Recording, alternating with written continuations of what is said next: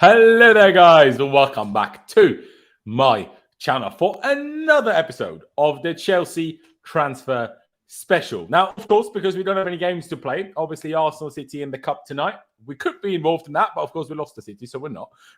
No game for us this weekend, so another just weekend to kill. But thankfully, it's kind of deadline day weekend, I guess. Deadline day is Monday, is it not? So there you go. We have a lot to go through. No, it's Tuesday, I think, mate. Oh, it's a Tuesday. There you go. Sorry, I can get my dates mixed up here.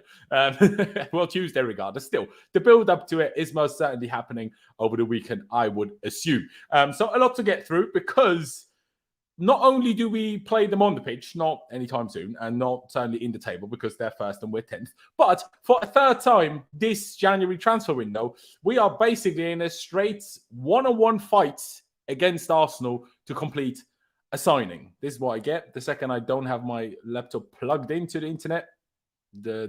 For some reason the connection doesn't seem to be as good. It should be. My Wi-Fi is great. No idea why it does this, but anyway, I hope you guys can hear and see me fine. Regardless, we are seemingly in a straight fight against Arsenal because obviously we've been linked and rumored with Moises Caicedo for a little while now, and we have already had a £55 million bid rejected a week ago, 10 days ago, whenever it was.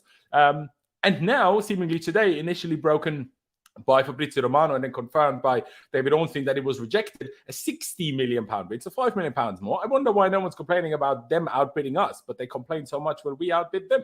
Hey, is what it is. But that bid was rejected regardless. So now the question is, who gets him? Does anyone get him? Pys, I'll start with you. Thank you for being on as always. What do we make of this situation? Are Arsenal just trying to pay us back for, the Mudryk situation? Is that where they get involved? I mean, Mikel Arteta said in a press conference that they want a midfielder. But why does this come out of nowhere? Because, well, I don't know. It just seems interesting. And also what seems interesting is that this report about that Brighton might apparently demand up to £100 million for Caicedo. To me, me judging the situation as we know it from the public, I see that as a whole load of waffle. Because otherwise, why on earth would two big clubs with good money, why would we bid 45 million undervalue and Arsenal would bid 40 million, not even undervalue, under the demand of Brighton? To me, I don't think the 100 million thing is true. I mean, unless both clubs are a bit stupid. So the question is, does anyone get him? What do you think? Does anyone get him? Do you still think we stand a chance, or are we going to let Arsenal have the reign? What do you reckon?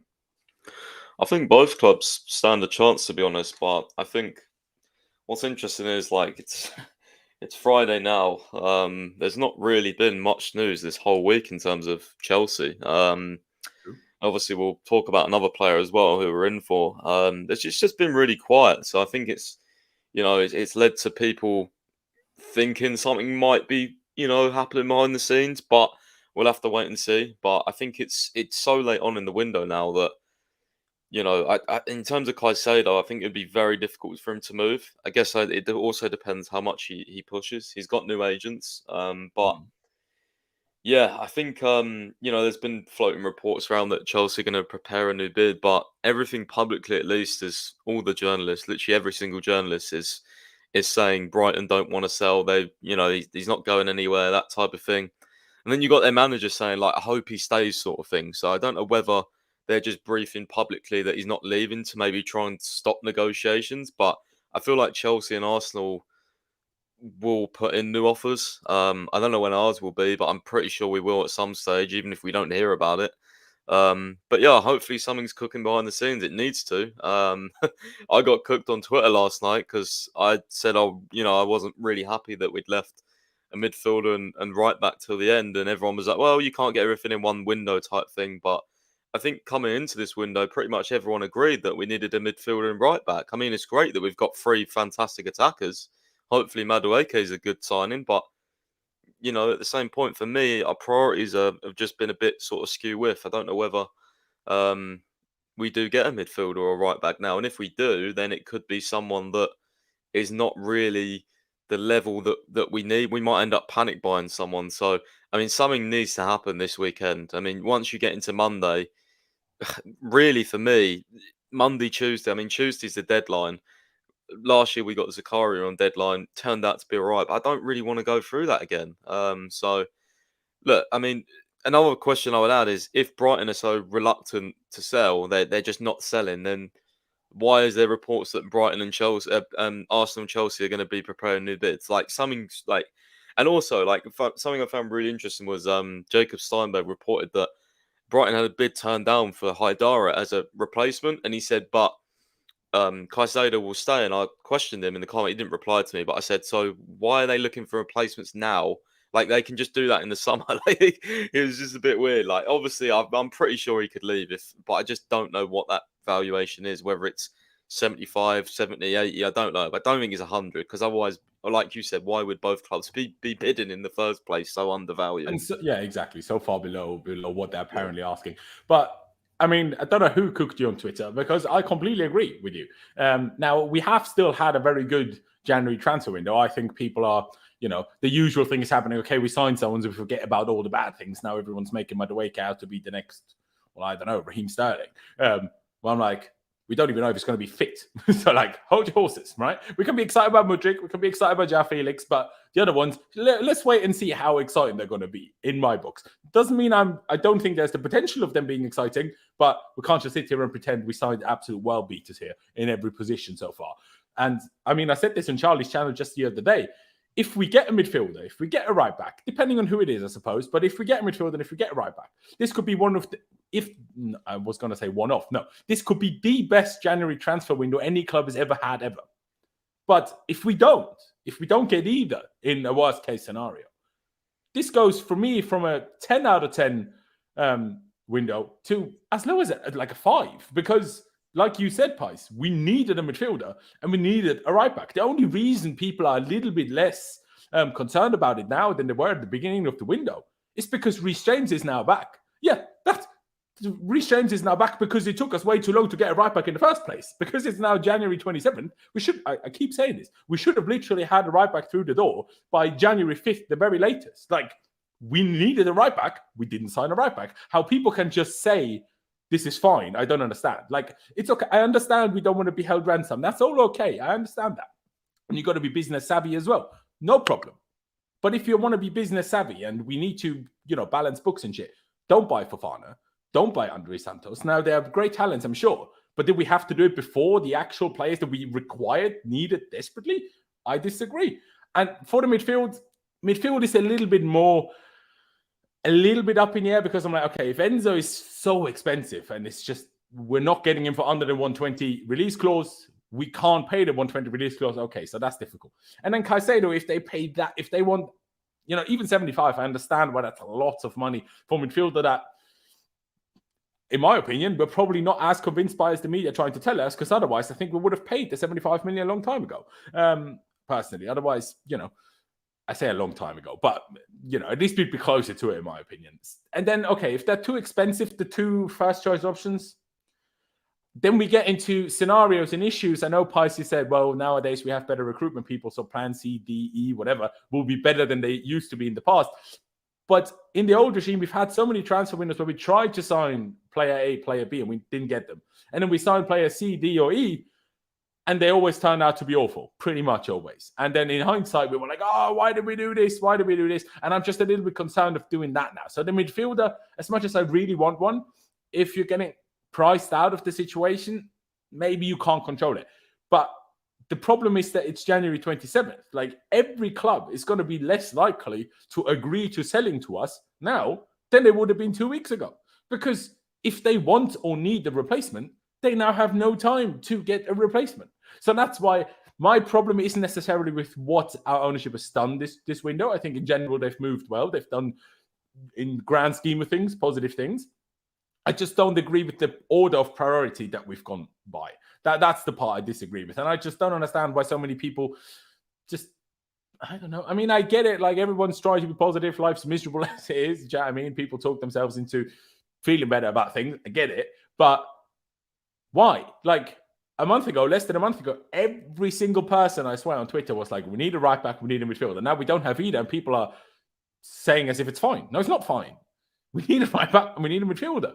And in my opinion, we desperately need it. Now, did it have to be as someone as good and as talented as Malo Gusto? In my opinion, not necessarily. It's ideal if we do get it, but it didn't have to be someone like it. It could have been someone slightly worse, slightly less talented, slightly cheaper. But we could have had it in a long time ago. Maybe we would have even picked up more points in January had we not had to play Chalobah and Aspie at right back all the time.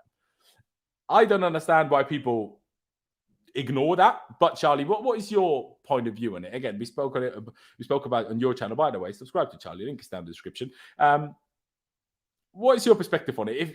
If say worst case scenario happens and we don't get it, can the window be described as that amazing? Like, it's still not an awful window, but in my opinion, you can't just call it amazing then if the two positions we required the most weren't filled. No, I get what you're saying on that one. And I also think that kind of in two minds about it, because yes, going into the window, you would absolutely say that the two positions that need addressing were a midfield player and a right back. And as of now, with 4 days to go, neither of those have been addressed. Okay, so you can look at it like that and think, oh, that's not great. But then on the flip side, I'm thinking, well, we want to get to a point where Chelsea do smart business and don't just sign players for the sake of signing them. And if genuinely, like, targets aren't available that we want in January, or the price is inflated in January, and we think it could be better to do it in the summer, then I would rather us wait until the summer to get players we actually want, rather than bringing players in that aren't really part of the future going forward, but we just brought them in because for the sake of bringing someone in. So it's kind of 50-50 for me. I think, like, if no one else was to come in this window, would I be disappointed? Yeah, I'd be a little bit disappointed. But I'd also look at the window and think, do you know what?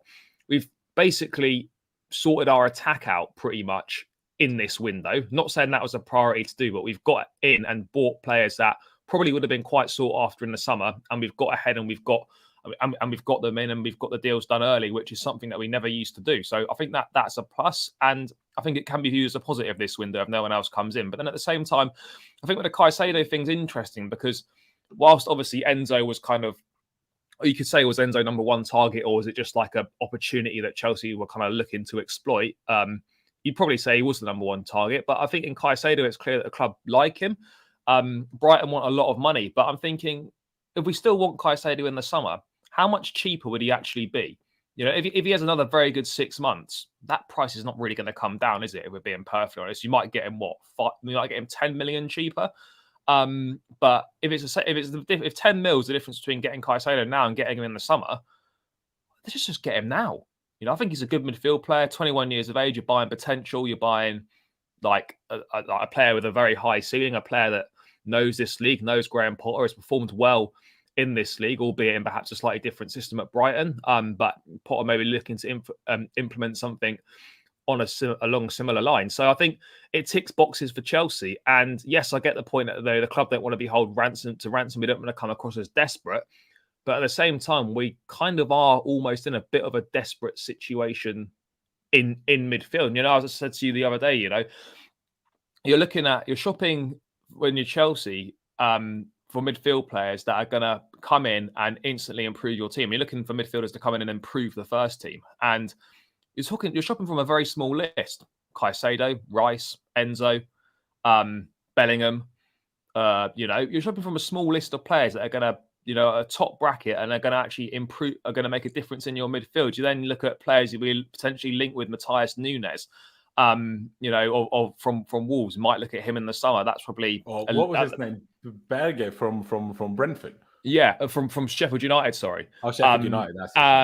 That's like the next bracket down. So I'm looking at it and I'm thinking, right, well, is Berger any better than Gallagher or Loftus-Cheek? Probably not, to be perfectly honest. No. So like this is my point here. Is like, really, yes, it would be great to get a midfield player in, but at the same time, like, I'd rather us wait and to get someone we really want in the summer than just bringing people in for the sake of it. But with Caicedo, if we're talking about potentially looking to save 10 or 15 million quid, but the chances of missing out of him in the summer go up, I'd rather just pay that extra money and get him now.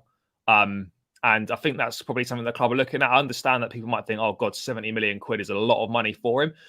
If you can structure it like Chelsea are doing in a favourable way, whether it's 40 or 50 as a lump sum or whatever it is up front, and the rest is in add-ons, and you spread it over a long contract like we've been doing so far, then I think it represents a pretty good deal. So as far as I'm concerned, as Pi said, time's running out. So you're thinking, right, if this needs to be done by Tuesday, you're looking at bids going in over the weekend, documents and medicals and shit done maybe Monday, like Sunday, Monday, possibly some point on Tuesday morning. Tweeted that out last night. Like exactly what you just said there. You're really looking for bids either today or, Saturday, Sunday, because otherwise you're going to struggle getting through it done on time. It's not like Brighton have a replacement either. So honestly, the thing is with Caicedo, it's like, I feel like something could just happen, bang, and then it's done to either Arsenal or Chelsea. But at the same time, all these suggestions is like, you add the points up, you look at the logic, like Brighton are very tough to negotiate. They haven't got a replacement. You probably think he's staying, but I just, it's still so unpredictable. Like, but yeah, carry on. No, hey, mate, I agree. That was basically it's a difficult one. I mean, obviously, we've seen plenty of times big transfers also happen. Like, if really necessary, you can also squeeze a big deal through on deadline day. I mean, look at Torres. Like, it has certainly happened in the past, but I agree with both of you. In an ideal world, without having to rush things more so than you'd maybe like, you should probably start getting on that. And just to touch on what you've talked about, Charlie, now, I mean, the Enzo thing is difficult because, well, if we can't afford it with financial fair play, then it's all well and good sitting here and saying, oh, let's just do it. The problem is we as fans don't know for sure if we can or not. So if we can, do it. If we can't, well, then obviously don't. But, I mean, someone has also said, get a pre-agreement done for Enzo like we did for Nkunku. I mean, as much as we want a midfielder now, if we could do that instead, I'd certainly flip and take it. But that obviously then still doesn't allow us because of the new rules UEFA will bring in by the summer. Then if we do that, we also can't give him that 7, 8, whatever years contract in then, right? So that also makes whatever we do in the summer more difficult because, now is now and the summer is the summer in terms of a new financial year in football because it ends in, May or June. And then the summer transfer window is in the next kind of year for accounting. But still, we're not going to have endless supply of money, especially considering we know we will probably want a goalkeeper. We will probably want a striker, at least according to Fabrizio. We will be in the striker market. Let's see whether that's going to be starting striker or a bit like more backup. Who knows? But it's difficult because you brought up the thing of,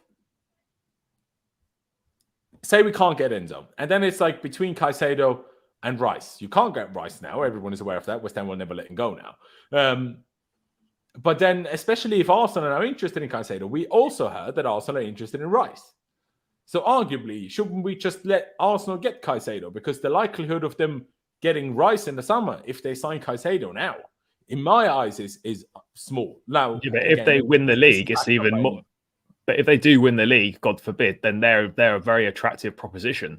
And they're attractive, but will they have the money to spend 70-odd million for Caicedo now and then another 70-80 million for midfield in the summer? That's what I doubt. So I'm like, if they get Caicedo now, I don't see them buying Rice. I could be wrong. It's just how I see the situation going.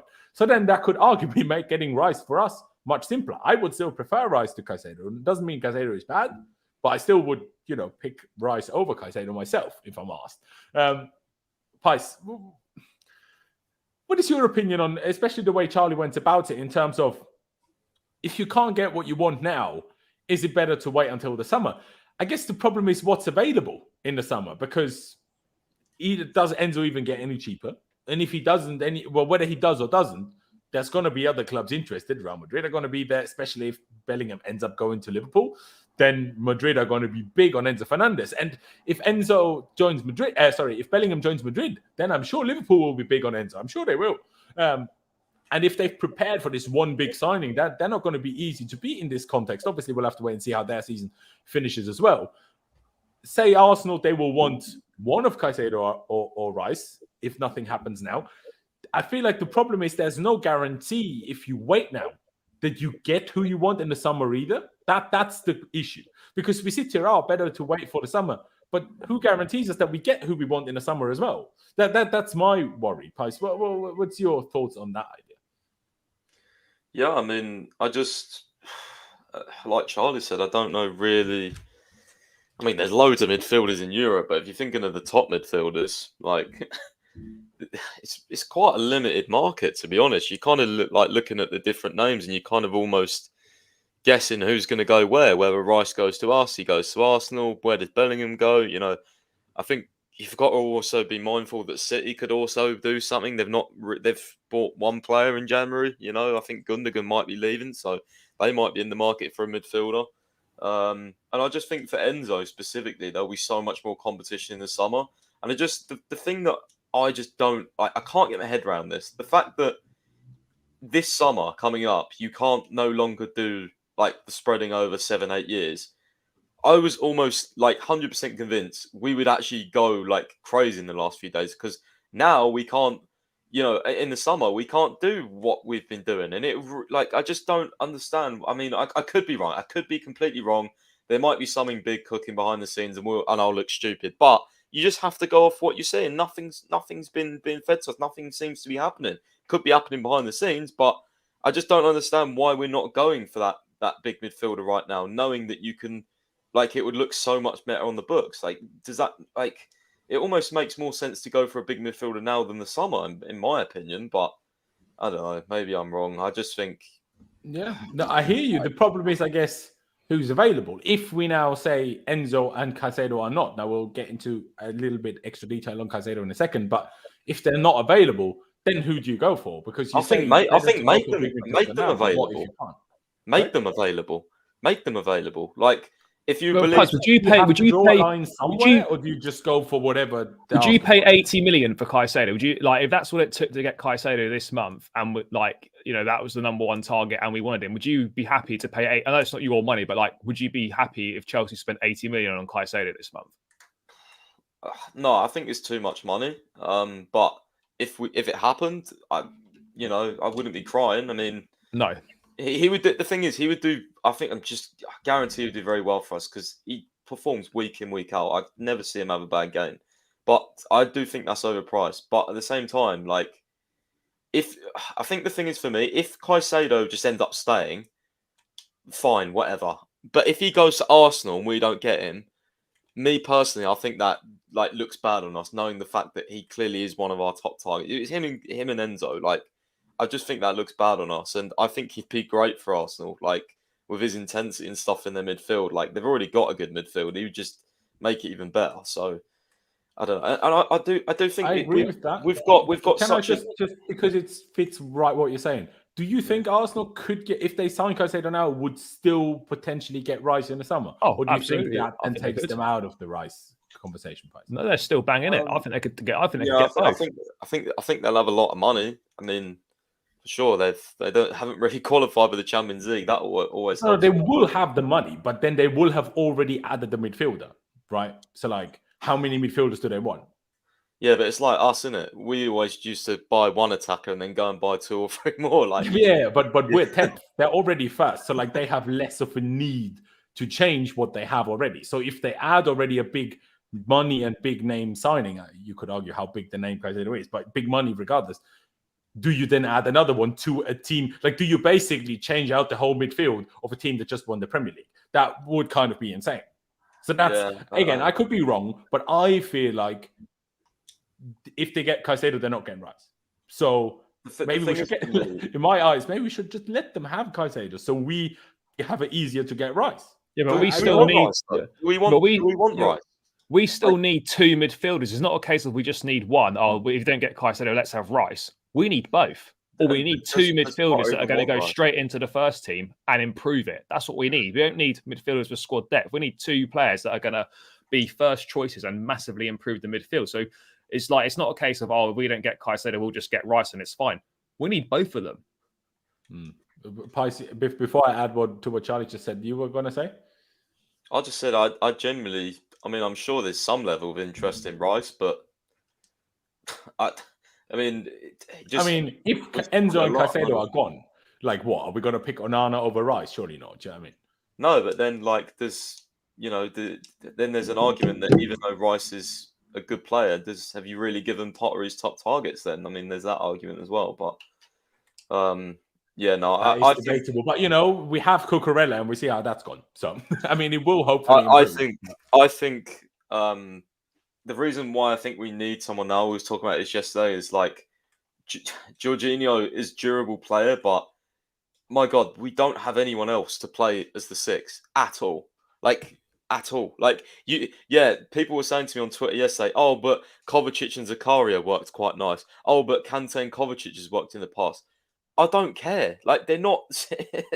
Why are you trying to, like, I just feel like people are just, like, accepting the midfield. And the longer we do this, like, it's happened, we've neglected this for so many years. Like, and as Charlie said, if Jorginho goes, we need 2 midfielders. Like, if Jorginho goes, we might even need 2 anyway, mate. We need 2 regardless. We might even need 3 if Jorginho goes, because we need a starting 6, a backup 6, and then if you want to get a number 8 as well, if you sell Gallagher and Loftus-Cheek, we might be lower on numbers. So something needs to happen, and that's why I just don't understand why we're not going like all in right now. But I don't know, maybe we are. I'm hesitant to actually sort of get angry yet because I know there's a few days left, but still. Mate, I'm just waiting for that Ornstein exclusive to drop that we've bid like 75 million and the medical's happening Monday.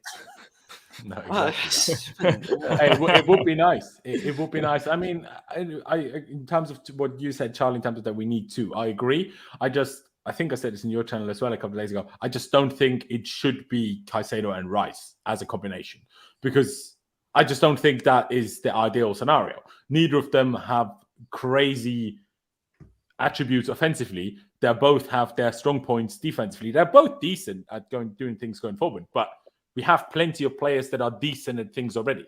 We don't need to spend 100 million for players to be decent. We need one that's more defensive minded, one that's more attacker minded. So in my head, it's Rice or Caicedo, plus someone else like Enzo, like whoever else. But to me, it's Caicedo or Rice. I don't see it as a smart move to get both because I feel like then we'll sit here for the next 5 years. Our midfield is too defensive. Hey, maybe I'm jumping the gun on that conclusion, but I feel like that is the case. Now, hey, I'm happy to be proven wrong if we do end up buying both and we're absolutely amazing with both. I'm happy to be proven wrong. But as of my opinion right now, that is that. Meersheim. I'm going to just pronounce your first name just in case this is some kind of dodgy name that's trying to trick me.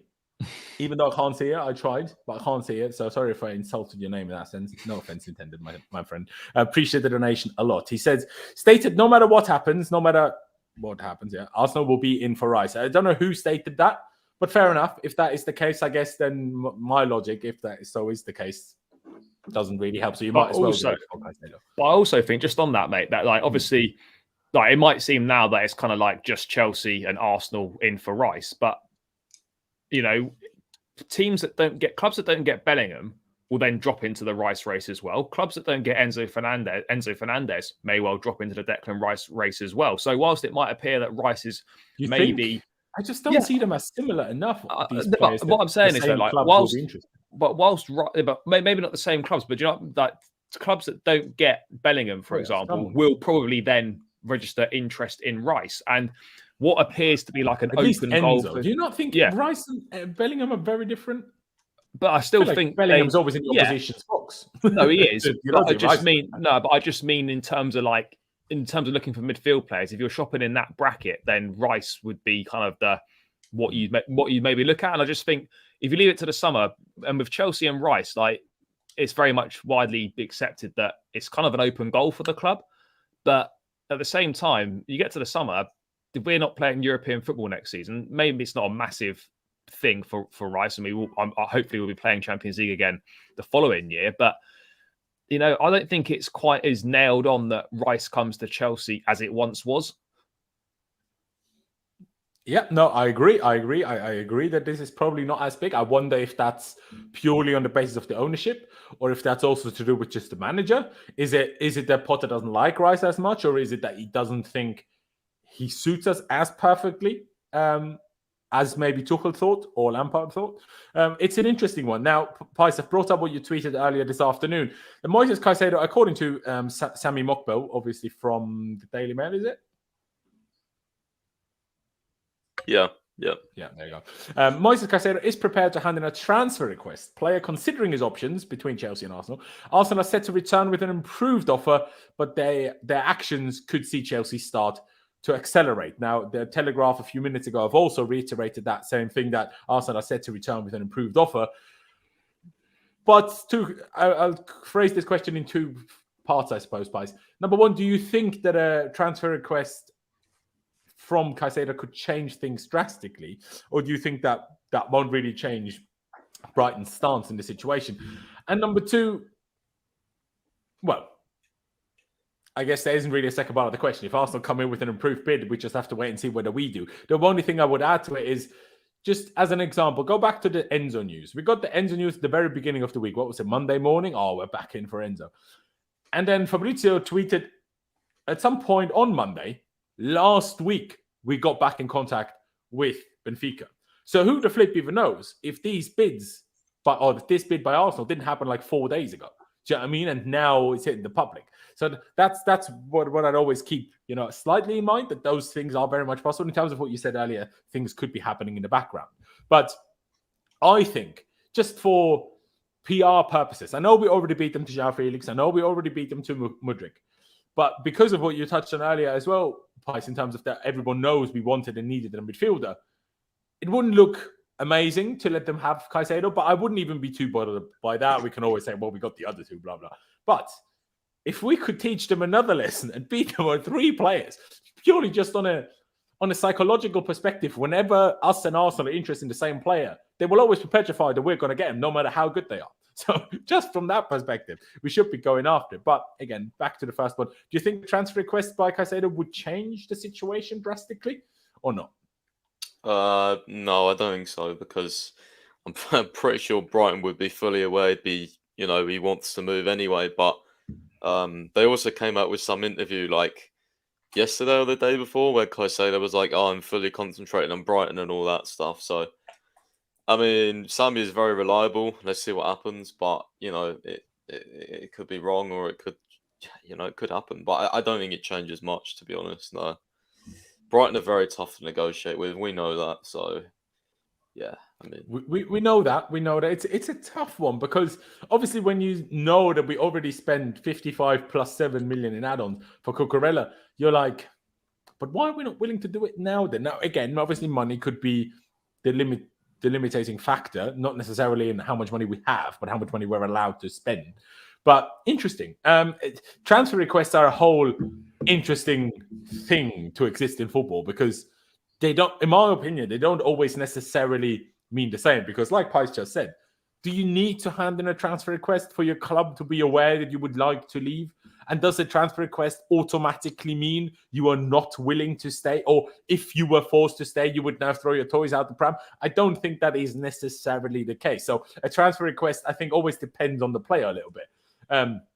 Sometimes a player, like, Diego Costa never handed in a transfer request, but he went flipping AWOL to Brazil and never came back. Well, he didn't need to hand in a transfer request, So it's like, it's a tricky one. Charlie, do you think a transfer request changes much, or do you agree that transfer requests are sometimes made out to be a bigger deal than they are?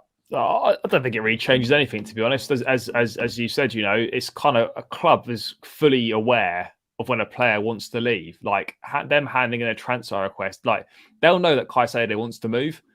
Like it's not suddenly like they're completely unaware of the situation. And if he hands in a transfer request, we now realise, like it doesn't work like that. I don't think transfer requests are worth the paper they're written on, if they're even written on paper. I don't know how people submit a transfer request these days, but I don't really think it stands so much, because as I've said, it's like you know if a player wants to leave or not. It's quite obvious, really.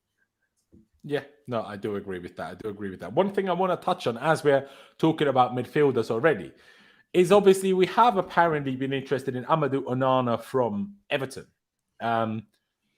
But the report is that he rejected us, which is a bit weird. You're at Everton. You're in the relegation zone. I know we're only 10th, but you're in the relegation zone and you rejected us. Now, the report didn't necessarily say rejected us permanently and rejected us in saying, I don't want to come to you. More in terms of, I'm not happy with this. But what is that in terms of the contract offer we made him? Because theoretically, legally, we're not allowed to make any contract offers before talking to the club first. So this is a whole weird scenario to me that we ended up getting rejected by him. He's also a very strange player to me, because when we saw him at the World Cup for Belgium in those few sub appearances that he had, and maybe one start. Number one, he got booked every game played, so that's a bit of a, not amazing. But when I talked to your expert about it, he calls him like a good DM, very good DM actually. But when I saw him play for Brighton, the most impressive thing about him was how strong he was while running with the ball, to me. Plus his tackling that he constantly kept getting booked for. So what do we make of this then? I'll go with you, Charlie. The fact that, what I'm not sure about is, am I upset that he rejected us? But do I find it weird that he rejected us? Yes. What about you? Look, I don't think we can be in a position to sort of think that, like, no, if we come calling for a player, then we expect them to want to join. But at the same time, I guess, like, the kid's young. I think he's 20, 21 years of age. He's only just joined Everton in the summer from France. He might be thinking, like, after 6 months, do I really want to be up in sticks and moving again? Maybe that's in his thinking. Maybe he's thinking, do you know what? I'm still developing. I'm still learning the league. Another 6 months where I'm going to be guaranteed to play every single week is really going to help me develop my game, as opposed to coming to Chelsea right now and probably he wouldn't be a starter. I wouldn't have thought. I'd expect he'd be a rotation option. He probably would play a reasonable amount, but he certainly wouldn't play as much as he would at Everton. I don't know. There could be a number of reasons why he would reject us, but I also think that, like, if Everton go down, which I think there's a big chance, then he's leaving in the summer anyway, regardless, and he'd be much cheaper. So if there is genuine interest there, I think the summer would be a easier time to get him, and he would cost you less money. I think also in that same article, it was saying that, like, Chelsea wanted to, or were prepared to, include players on loan to Everton as part of the deal. But I was sort of thinking, when I read that, I was like, well, what Chelsea players are we going to convince to go and join a relegation scrap at Everton? Like, who's really that Everton would want on loan as part of this deal? Could we actually convince to go to Everton? Like, if we could convince them of taking, like, Hutchinson, because obviously they're now... Yeah, but that's slightly different. That's slightly different. But I mean, they'd probably be wanting players like Ziyech, or maybe like Conor Gallagher or Ruben, for example. Those guys aren't going to go on loan to Everton for the rest of the season, even less so now that Frank's not there. Exactly. But if they got Omari Hutchinson, they'd have a better 3 times as good as Anthony Gordon. So, swings around. But, I don't think it's that big a deal that he's turned us down. It's just, it kind of is what it is, really, isn't it? I think would you have been okay with him as, say, that plan C option? We can't get Enzo, we can't get Caicedo, we get Onana for now. Because Onana is definitely, in my books at least, not good enough to wait for until the summer. No, he's not good enough to wait for. But at the same time, I would just be thinking, is this just a signing for the sake of signing a midfield player? Like, how high up the list is he? He's definitely not in the first 2 or 3 options.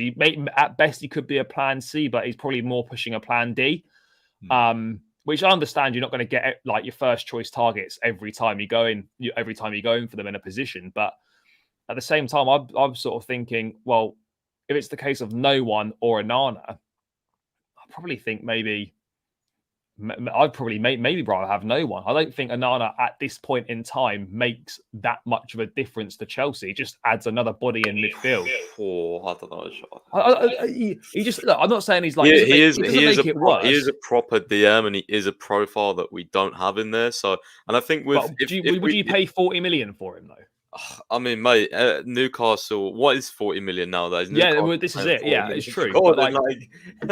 It's ridiculous, but no, I think I just think. But if you say what's 40 million, I can also say to you what's 105 million, which Enzo would cost. Yeah, but that's well, we don't. It's not even 3 times as much. Enzo's 3 times the player on Onana's, most definitely. Yeah, but I think with Onana, knowing that he's he's plays strictly DM, I think that doesn't then, like, you could then go for, an Enzo or someone else, even though Enzo has played. I mean, to be fair, I watched his match comp from the other night. Enzo was literally playing next to the centre-back, just spraying long balls. So I don't even know if he is an 8. He might just want to play 6. He can just play everything, I think. Does everything. In that midfield position. I mean, Pais, what are your thoughts on Onana rejecting us? And also Onana being an option? I guess Charlie might make a fair point. Maybe Onana is option D, and maybe Lavia is actually plan C rather than Onana? I'd rather Lavia than Onana every day. No, yeah, probably. Yeah. So Although I'll be honest, haven't seen much of either. So, I need to get more into watching football more again. Number one, a lack of time. Number two, the worse Chelsea are doing, the less interest I have in watching other teams. That's how it is.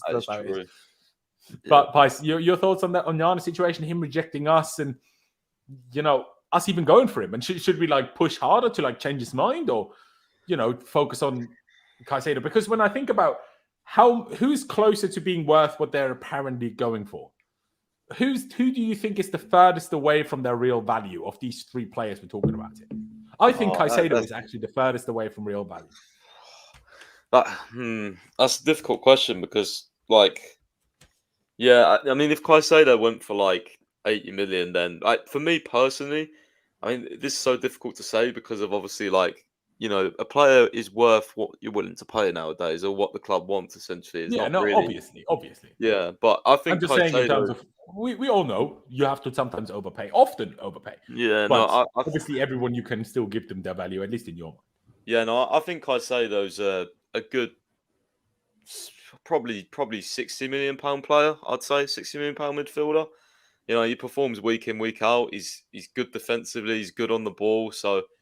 Yeah, and he's only 21 as well, so that obviously takes things into account. But yeah, I think Onana's good. I just think he's also overpriced. But then again, Everton did buy him for 35 million. I think he came from Lille in France. So, yeah, he was.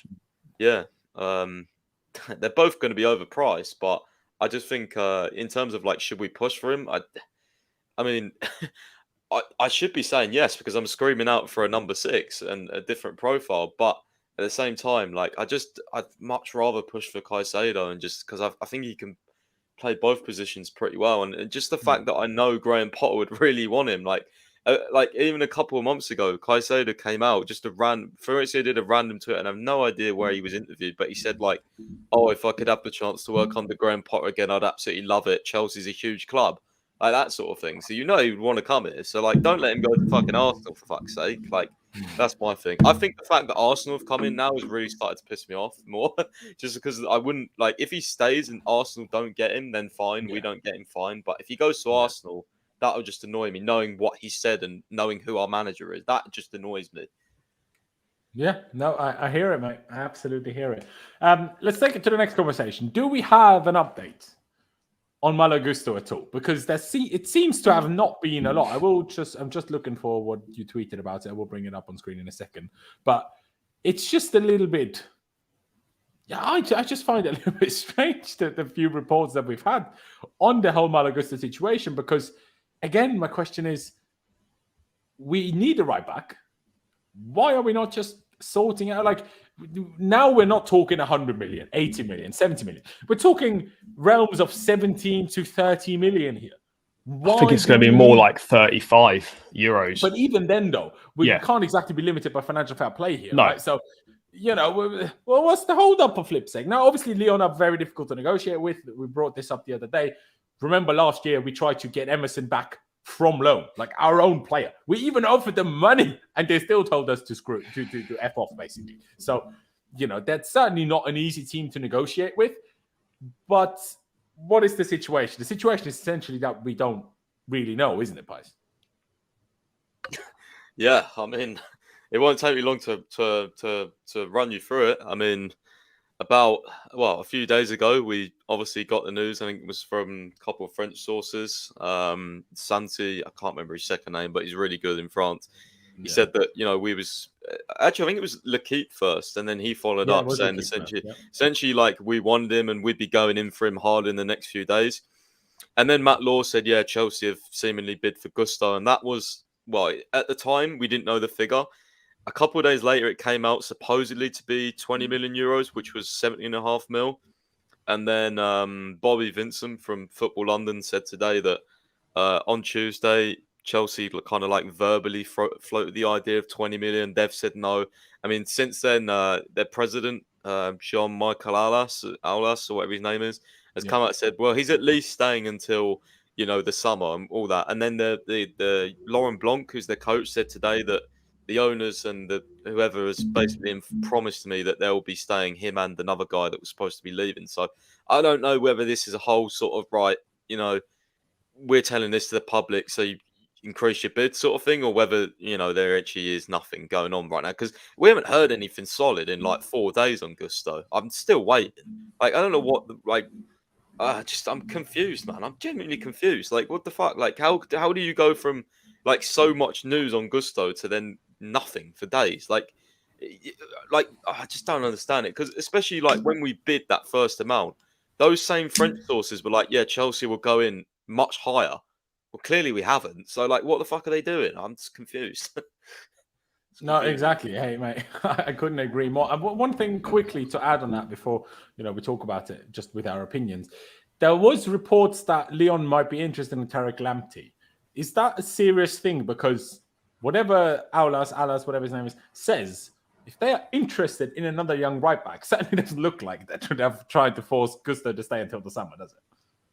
Yeah, it was definitely... I think it was confirmed by Fabrizio that, but I've not seen anything on it since that. So I don't know. Someone in the chat just said that also Sporting. Oh, sorry to interrupt. There's a thing from that Fabrice Hawkins who broke something that was reasonably reliable, and I can't remember what it was. Agreement between Chelsea and Lyon for the transfer of Malo Gusto, who will sign in England, then be loaned back until the end of the season. That's according to that Fabrice. Oh Hawkins. My God! For God, Fabrice what? Fabrice Hawkins, yeah, Pies, who was that? Reliable. What did he break? That was big. It was Wesley Fofana, wasn't it? And Koulibaly. Yeah, that's done then. That's the poor be guy getting screwed like me by Twitter doing the whole Twitter blue thing, but only in like 4 flipping countries in the whole world. If you're in any of the other countries, you're screwed. But anyway, it is here in. It's in English. It just basically says agreement between Chelsea and Lyon for the transfer of Malo Gusto. He will sign in England, then will be loaned to Lyon until the end of the season. Great. So we got no right back for this season. For fuck's sake! Oh my God. Yeah, I don't know what I think about this, because on the one hand, it's good, but it's not good. I like it in a way as well. This makes perfect sense, and this is why Aulas kept saying at least he'll stay until summer. This is exactly, So this. I mean, let's see if this happens this way. But what do we think? Because on the one hand, obviously, it's frustrating that we don't have another right back backup aside from us. Do we think this is definitely true? By the way, it will be. Yeah, he's very, very good. Very good. I would be shocked if this isn't. I still don't understand how he's that good and it doesn't have a verified tick. How is that thing? Come on, Elon, sort it out. Even if you don't have blue ones, give the guy his verified tick. He deserves it. Maybe he's humble and he's just turned it down. He's turned it down. Can you even turn it down? Can you even pick it? I don't know how it works. I don't know either, man. I'm just waiting until I can flip and pay for it. Just so people can mug me right. Do you not get Twitter Blue in Austria? No. It's only the US, UK, Canada, and Elon, a couple of other places. But it's like a handful of countries in the whole world. Maybe Musk doesn't like Austria then. No, but also, why? How has he figured out to can I with a VPN? Can I get it then, or what's happening? Because I'm sure if Pies comes to Austria, he will still have his tick. Do you know what I mean? Yeah. Even though he's now not in England anymore. So I don't really understand how this works. But hey, I haven't, to be fair, tried with a VPN. Maybe I should. Ladies and gentlemen, by the way, as we have the breaking news about Malo Gusto, I should probably change the title. Subscribe if you haven't already. 250 of you here. Appreciate it very much. We're on the road to 20,000 subscribers. Very, very close to 16.3. So, let's break at least that one tonight. And we would probably have already. But subscribe if you haven't already. Hit the like button. And, again, what do I think of this? It's so difficult. I was going to bring up this question to both of you guys because someone mentioned it in the chat much earlier. Do you think that there is an ounce of situation that now Reece is back, they feel like a right back is therefore a little bit less required? And probably in terms of midfield, N'Golo Kante, it's still going to be a month, but it's still reasonably close to return. Could those things play a factor in why we haven't gone as all out as we wanted to and thought we should initially? Did you see that at all? And again, we'll bring it back to the Gusto one. We still have two of the the best right back in the world and one of the most talented right backs in the world. That is some unbelievable squad depth. We've not been 1,000,000% happy with Cucurella, and obviously we've had issues with Chilwell with injuries. But when you compare what we have then from the summer onwards to what we had a year ago for way too long, where we had Alonso and no one on the left, and on the other side, until Chilwell signed, but Chilwell was injured. So we had Chilwell and no one because it's Alonso, and Reece James, who was constantly injured, and Aspie. Now to go to Chilwell and Cucurella when Chilwell is actually fit for once, and having Reece James and Malo Gusto, that is unbelievable. Like, it doesn't get much better than that in terms of fullback options. So it's good in that sense. So the question is just, was getting Gusto worth taking a small 6-month L to have the big dub after? Or should we have then gone for a different right back who would have been better, who we could have gotten now? Right. Who else would we have got? Who else would we have got now that would have done the job? Like, I don't know. I'm sure there's some. But people talk about Dumfries, and they're just like, well, is Dumfries? Would we have been happy with Dumfries? I don't know. So I wouldn't have even classed Dumfries. More like someone that's around the same age as Gusto, but just not as talented. Then will be easier to get. Do you know what I mean?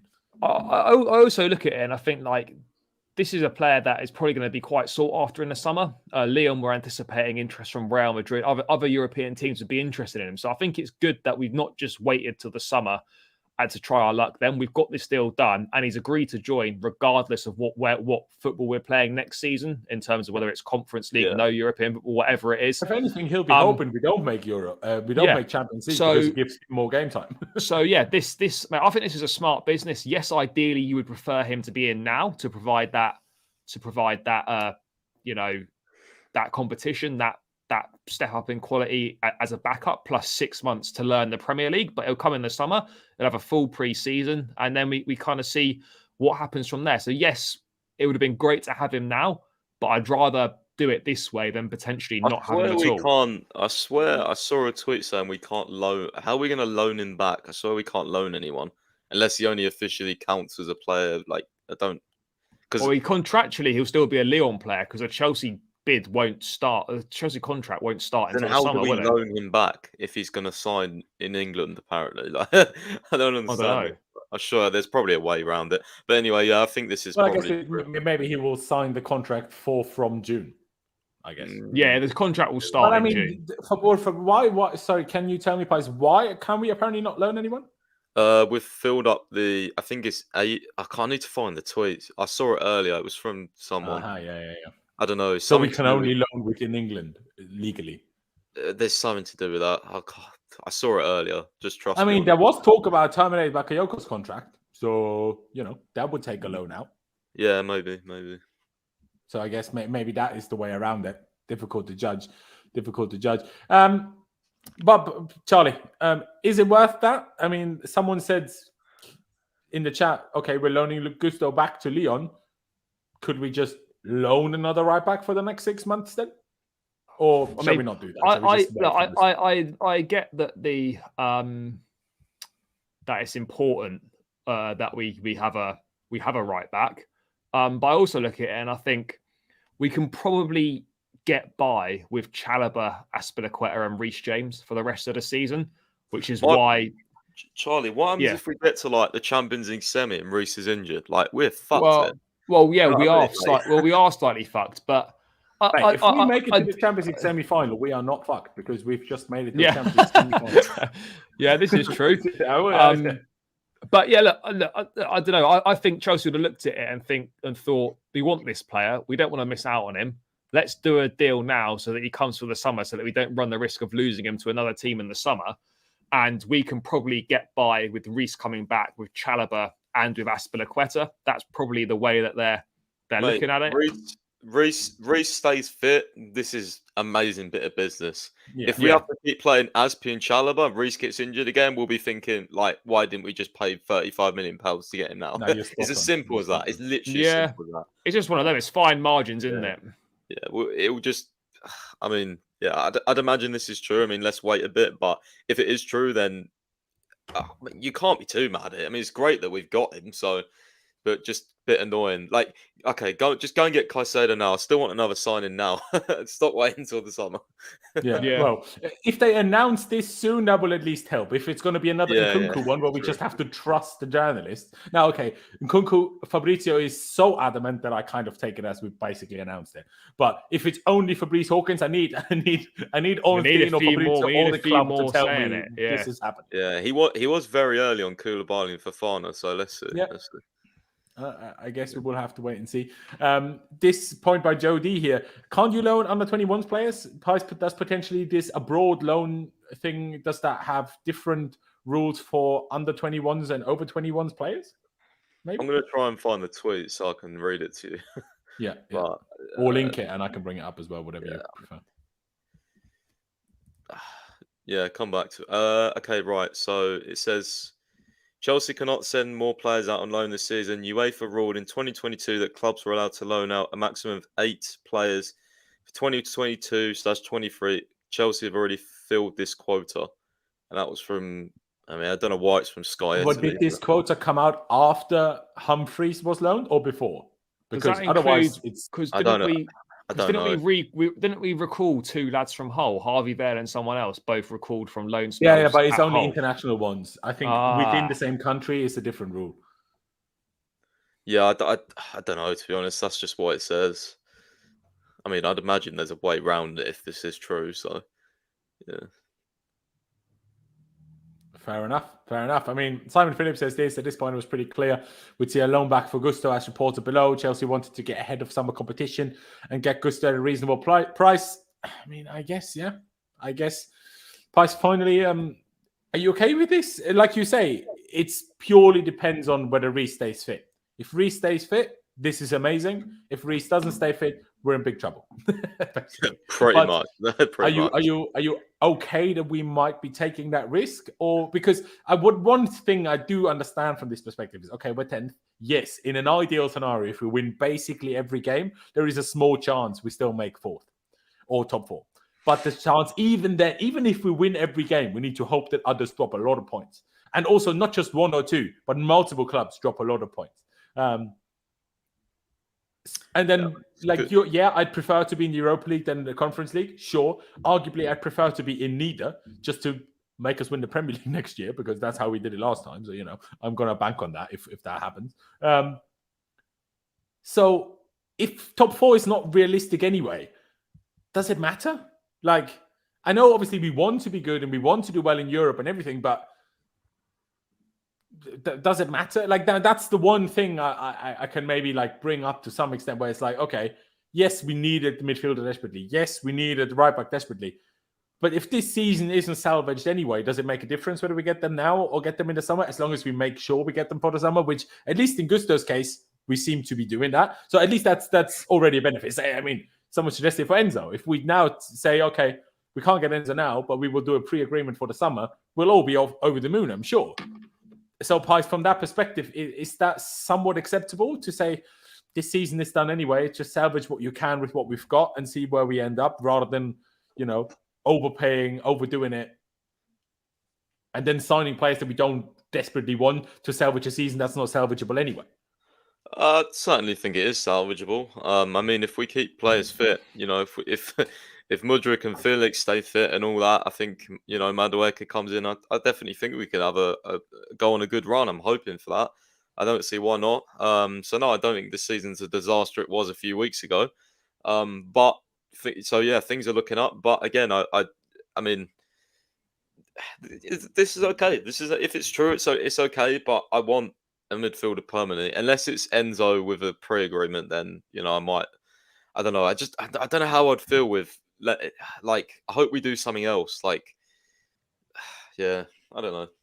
Difficult, but it'd be great if we've got him, because him and Nkunku coming in next season, that'd be something to look forward to, right? So, absolutely. It also seems like we're trying to relocate London to France because we're signing all the French speakers. Charlie, any last words on the Gusto, or have you said everything that you need to say? Nah, mate, I think it's pretty much covered everything. I think it's good business. It's smart. We're getting ahead of the anticipated summer competition. Got another player locked in, joining Chelsea regardless. it works well. And I think we've got enough to get by until the summer. But obviously, I can understand why people would change their minds if Reece were to get injured again or something like that. But yeah, I think this is smart from us. Yeah. I mean, hey, I agree. And also, obviously, what we don't know yet from Fabrice Hawkins is what the price is now for this deal. That's not been mentioned. No, exactly. So, but in general, the idea of, well, the kid's 19, one of the most talented fullbacks in the world. Likelihood of someone being interested in the summer is pretty big. So, I guess if you can get a head start on others, that is a good thing. We did the same with Nkunku. So that's okay. Like I say, it's just a problematic situation of how injury-prone Reece James is and how bad our backups are. I guess that is the problem. But Pais, I think what we need to discuss as well is potential outgoings, because we've not had any outgoings. Well, actually, that's not true. Bashir Humphreys was today confirmed to be joining Paderborn on loan in the second Bundesliga. So, which is why I asked, when did this apparently that we filled out all 8 loans already? Was this released before or after the Humphreys thing came through? Because otherwise, this is contradictory, whatever you want to word it as. But do you see any other outgoings happening? And if you want to obviously touch on it as well, what do we make of the Bashir Humphreys loan to Paderborn, Pais? I mean, the Bashir Humphreys loan, I was reading that the reason why they signed him was because they've actually got Thomas Tuchel's analysis Benjamin Weber or something. Apparently apparently he joined Paderborn as like analysis, and that's why they've gone for him, because he knew him from when Tuchel was at Chelsea, apparently. So that's why Paderborn went for it, rather than that's why we decided to send him there. Yeah, that's why they went for it, because apparently Tuchel's analyst is there or something, and he was so I guess he knew him, but so not everyone was on the gear then, just the manager. No. By the way, I'm just joking. I don't actually believe this. I mean, what a rumor that was, by the way. Whatever Simon Jordan heard, I just come out and say it. I'm interested. But anyway, no, exactly. It's just proper Chelsea, mate. It's just what it is. I don't know anything about yard and toilets. Hey, I mean, what can you say? Some people always say they prefer the championship loans, but then look at someone like Harvey Vale. Maybe from a technical perspective, I mean, they're going to play in England after. So maybe spending a season on loan in a different culture that will build you up from your character. I know moving out from where you grew up is a step in it of itself. But if it's within the same country, I feel like that's still a much easier step than it is to move abroad. So I feel like from a personality development, I think it's always good if we send the youngsters abroad. Personally, I mean, they did Mount well in Holland, in Netherlands. I guess Reece didn't get it, but I don't mind it. I don't mind it. How good though is? I mean, it's not. Is it that good a level though? Like the Bundesliga 2? I can't say I've ever watched Bundesliga 2. I mean, is it a decent level? I have watched Bundesliga 2, but I mean, the top level of the Bundesliga 2 is no different to the bottom levels of the Bundesliga itself, really. Obviously, you have different opponents, but obviously if you're in... And Paderborn, where are they? They're 7th. They're within a shout of still fighting for promotion. Because obviously they were... It's not long ago that they were in the Bundesliga. So, they're in and around things. If he gets game time, they're playing big teams like Hamburger SV in there, like Düsseldorf, Kaiserslautern, Hanover. It's weird for me to try to pronounce German places the way I think you guys would understand them. It's weird concept, mate. Anyway, hey, it is what it is. But otherwise, outgoings. Now, apparently, we've set an asking price of, what was it, 20 million euros or 20 million pounds on Hakim Ziyech. And apparently, Roma wants him, but they can only afford him on loan. So is he then going to go anywhere? And apparently, Everton wanted him, but I don't believe that they want him now that Lampard's gone. No, so apparently Milan can only afford him on loan. Roma would want to buy him if they sell Zaniolo, apparently. Maybe we should just buy on Zaniolo. Hey, would Zaniolo be better than Fofana? Better than buying Gordon, though. If we're buying Zaniolo. By the way, could we just do a round of applause for Newcastle for buying Anthony Gordon? Thank you. We appreciate it. I've always been a big fan of Newcastle. Now they're making sure we don't get bad signings. Big fan. always been a big fan. Since when Gordon dunks on us at the bridge now. Mate, Gordon's going to score at the bridge, guaranteed, towards the end of the season. It's going to happen. Yeah. But that doesn't make it. That doesn't mean he's a good player. Every idiot scores. No, but it means that it's going to happen though, and it will be a bit of it'll be a big L. Hey, maybe we just win 3-1 or something. You never know. I have hope. By the time we get to May, we might be unbelievable again. I mean, it'll be fourth by then. Seasons go. So, hey, it is what it is. But seriously, so do you believe at all, Pys, that Ziyech will still go anywhere? Like, is there? I mean, I'm not sure if you follow that at all. But is anybody seriously interested in Zaniolo? Bournemouth. Yeah, I think it's Bournemouth and someone else, isn't it? I think. Well, who's the other team? Yeah, Bournemouth. I think Bournemouth are either prepared to or they have bid like 30 million euros. Yeah, they got that. They got some American owner come in and he started spending. But they signed, Michael B. Jordan, the actor's on the old board as well. Really? Yeah. He's part of the consortium. Madness. Kind of rate it. Can we? As we're just sat here anyway, and we've kind of discussed most of the important news as it is already. Do we have, like, I know we are Premier League fans, so for us this is not as bad of a thing, but is there a serious issue happening in European football right now that the Premier League has too much money and no one else has even a penny? Because the fact that Keylor Navas, the guy was in Team of the Year, 3 years ago? Good keeper as well. Rumoured to be going to Forest is mental. The fact that Zaniolo, who a few years ago was touted as the new, the new prodigy of AS Roma, who, yes, of course, they've been below what they're at the size of the club. He has had 2 ACLs as well. Yeah, of course, but still, Bournemouth. Man, my local club has a bigger stadium than Bournemouth. I know that my local club isn't in the Premier League, but still, surely someone like Zaniolo doesn't go to a place where they have 12,500 seats. That's mate, he won't. I don't think he'd accept to go there anyway. I mean, maybe not. Definitely not once he sees the stadium. But I mean, obviously, I'm not sure if Charlie, you and I already knew each other, were talking to each other when the whole Super League thing happened. But definitely, you and me, Pys, were. Has the Premier League just turned to the Super League? Should we maybe leave the Premier League to the Super League to save football? I mean, the Premier League is the Super League. Because the Premier League is the part that's ruining football at the moment, not the Super League. I can't lie. I think CFC Daily mentioned yesterday on this subject. He said that it worries him, all this sort of the fact that English clubs have so much money because, for years, the Spanish clubs and Juventus, Barca, well, they're a Spanish club, but PSG, all these teams would help Chelsea in the Champions League if we didn't win it. They'd stop the Man U's or whatever, the cities winning it.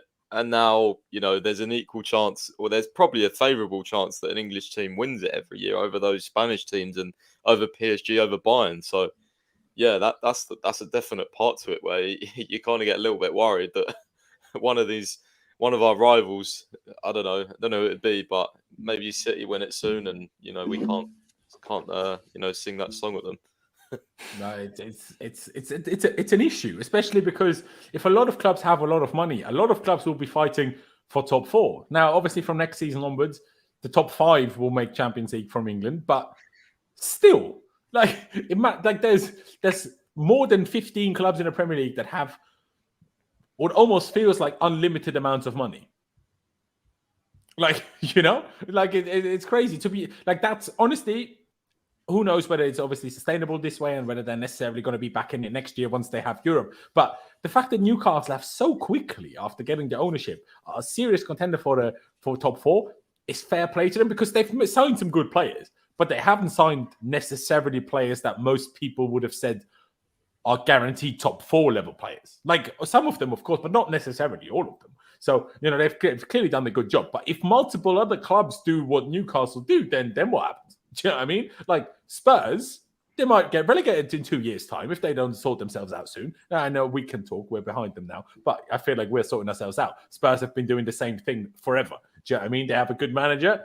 Then things go bad. They sack him for a worse manager. Then they get a good manager again. And then they get a worse manager again. It's just always what they do, isn't it? Charlie, what's your perspective on this? Is the Premier League kind of ruining football like we all thought the Super League was? No, I don't think it's ruining football, but I think it's a realisation that the Premier League is the dominant league in world football. The amount of money available is ridiculous compared to other leagues. You only have to look at I don't know if I was saying it to you boys or I was saying it to someone else. I can't remember now, or I've just completely imagined the conversation. But I'll say it anyway. Like when you look at teams like Aston Villa, for example, that can get someone like Unai Emery, who was managing in Villarreal Champions League semi-finals, won the Europa League. The fact that as soon as a mid-table Premier League club comes calling, prepared to just discard that and move straight there. You look at other players that come to the Premier League. The way, like we said, that Keylor Navas might join Nottingham Forest on loan from PSG. Like the money that the Premier League got is phenomenal compared to any of the other teams. And I think that's from a marketing perspective as well, from sponsorships, just the fact it's the most lucrative league. Is it a problem? I don't know if it's a problem necessarily, but I think it does put other leagues at a disadvantage. Yes, if you're Real Madrid, you're always going to be able to attract the best quality of players, but you'll have it now where kind of teams, top 3 or 4 sides in, say, Spain or Italy or whatever it is, would quite happily swap their leagues and Champions League football to go and play mid-table in the Premier League. And you have to maybe question that. Absolutely. And I guess the question is, what is the solution to that? Because if that keeps going on, number one, the Champions League won't be interesting anymore, because if the Premier League has all these crazy rich teams, the Premier League will have more good teams in it than the Champions League. But at some point, that is inevitable. So the question is, how do you fix that? Does UEFA I'm not sure if they have the power to do it, or FIFA, to somehow, because obviously all of this basically comes from TV rights, because the Premier League is by far the most watched league globally. Obviously, the big reason for that is the language, because English is by far the most spoken language in the world. And of course, you can have Spanish league coverage in English. You can have German league coverage in English, French league, or Italian league. Obviously, you can.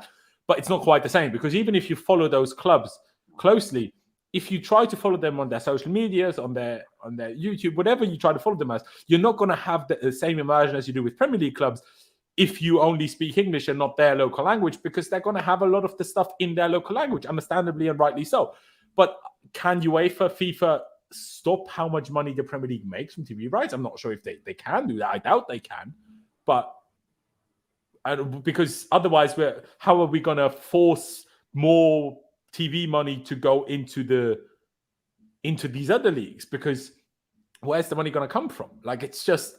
It's to me, this is a serious concern. A serious concern in terms of that, if this keeps going, the Champions League will at some point take the value of the Europa League, because the Premier League will have much more good teams, much more, will be so, it's already more difficult to win, in my opinion. But it will be so much tenfold more difficult to win than the Champions League if you can only have 4 or 5 Premier League teams in the Champions League, and that's where all the best teams are. Obviously, Real Madrid, Barcelona, Bayern Munich, PSG, those Juventus, I was going to say, but who knows? These teams are always going to be big teams, but they're going to be 4 big teams. Maybe add another 1 or 2 to that list, but everybody else is going to be, it's going to have the budget of peanuts compared to every Premier League club. So it's a very difficult issue. Pais, maybe you know more about this. Do you think the biggest reason why the Premier League has so much more money is purely TV rights? And do you think that can be solved somehow? Or do you ever see the UEFA trying to push a cap on that because they don't want it to become an unfair competition, I guess? Yeah, I don't really know much about the revenue shares and splits and all that, but yeah, I don't know. I'm not really the best ask on this, to be honest. But none of us know the answer. It's more like an opinion, really. All we do know is obviously Premier League's the most watched league in the world, and I think it's becoming common now for players that and managers even that you didn't really think would end up coming here that they do, because the pull power and the money and the salaries and stuff are just so ridiculous. I think Charlie said he was shocked that Unai Emery went to Villa. I'm not, to be honest, at all. Villa are a huge club, so yeah. Villa is one of the examples where I maybe get it a little bit more. Big stadium, big club, biggest club in their city at least. Compare that to Villarreal. I wouldn't necessarily say Aston Villa is a smaller club than Villarreal. It's just easier in Spain to make the top 4 and then make it anywhere else than it is in England. Not necessarily the Villarreal are more big. I would say they're a significantly smaller club than Villa, if anything. Also in terms of size of club, budget of club, most things. And this is not Fab tweeted regarding Gusto, did he? Yeah, it's just the same. There's no money news or anything. It's just basically confirming what's already been said. All right. Well, we can at least bring that up quickly. Chelsea are closing in. Well, not quite the same, but here we go soon. So that is a positive. Let's take the positives. As much as we're all a little bit, up in the air about what's happening with the midfielder. Like, is Caicedo going to Arsenal? Are we getting us Enzo? Are we going to throw a big bid in there to mug Arsenal off a third time this window? We asked for a right back. We're getting a right back. The only problem is we're not getting him now. We're getting him in the summer. But I suppose it's better than nothing. But yeah, Pais, I know I asked you about 3 times already, but just in case I interrupted you too many times for you to ever get to it. Is there any other potential outgoings that we could still see in the last few days that you see as likely at all? I mean, unless someone comes through with a decent bid for a Gallagher, I don't really know who else, to be honest. Maybe Loftus-Cheek, but yeah, I feel like the squad's Ziyech. You don't think Ziyech anymore? Yeah, and Ziyech. Okay. But I think those 3 would be the main ones. Other than that, I feel like the squad will just stay the same because, clearly we don't want to, and maybe we can't loan any more players out as well. So, I feel like the squad will stay the same, barring any late bids. And I just don't. I mean, a club might panic and put something in for one of those, but this is kind of why I wanted to do the majority of I guess we got the right back now, but get the midfielder in as well. So then in the summer we can spend, a large portion of that trying to, gut the squad out and speaking to clubs rather than, going for loads of rivals as well. Because as you said, before, you can't get everyone out in one summer. But if we have as much time as possible to get everyone that Potter wants out, then that's even better, isn't it? So it's all about planning, I guess. No, exactly. Charlie, would you expect, or also, to phrase it differently, hope for any more outgoings this window, or are you not that bothered by that? I'm not really that bothered. I think this window was about getting as much business done for the first team as possible. The summer is going to be more heavily focused on outgoings. But look, if an offer comes in for Ziyech of one that matches the club's valuation, then of course, why not? Let's do it. And I don't expect anyone else to go out, if I'm being perfectly honest. That if someone comes in for Gallagher or Ruben on loan, maybe there's a decision to make there. Probably more Ruben than Conor. But other than that, I really can't see any other outgoings this month. Ziyech, if the offer comes in.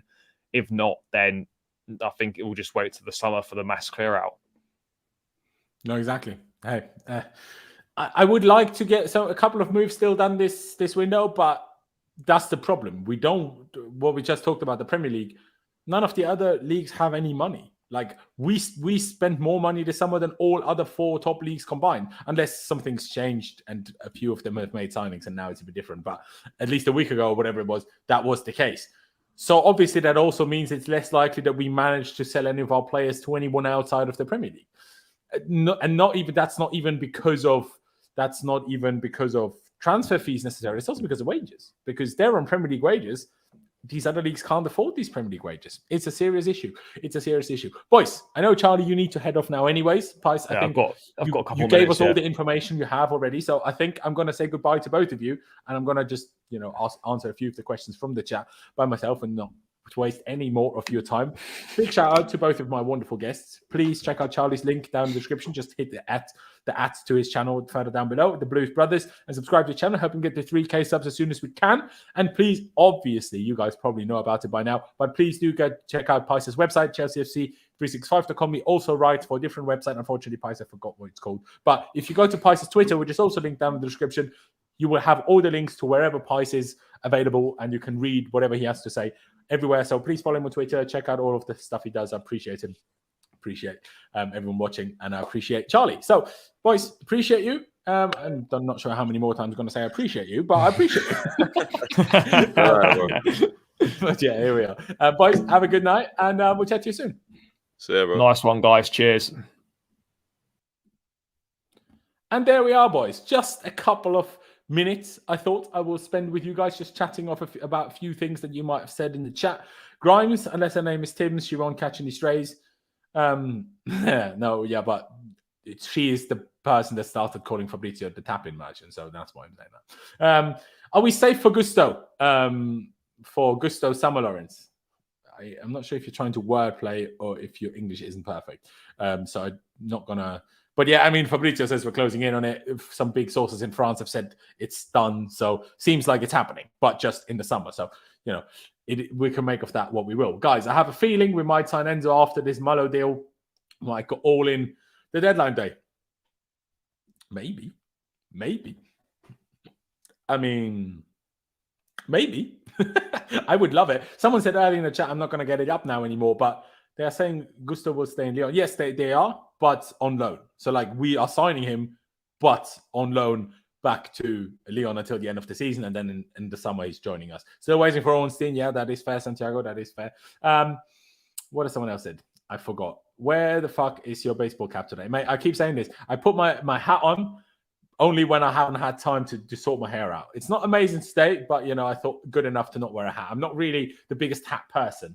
But on camera, sometimes I don't have time to have another shower or whatever it is before stream and sort my hair out. So you get with curly hair. It's not always as easy. It is what it is. Could we get any Euro players now that they are in the mud? I mean, hey, it's January 27th and we haven't yet, and we haven't even been realistically linked to anyone. So I doubt it, but you got to see they were deducted 15 points. They're probably going to, back themselves to maybe even still come forth and then make Europe, and then nothing changed because they were probably too far away to win the league anyway. And whether you come second or fourth, what difference does it make? We can only loan out 7 players. I loan out, including Badiashile Humphreys. I think it's 8, not 7, but I'm not sure if that includes Badiashile Humphreys. But yeah, that is an issue. Thoughts on Onana? Well, I find it ridiculous that he rejected us. But it depends on what happens in the rest of the transfer window. If we get Caicedo, I don't care that Onana said no to us. If we get Enzo, mate, I don't even care about Onana enough anymore, and I will only consider Onana being the goalkeeper anymore. But, Zakaria on a permanent sounds like a good deal to help him out. It does. But, I would consider Vlahovic.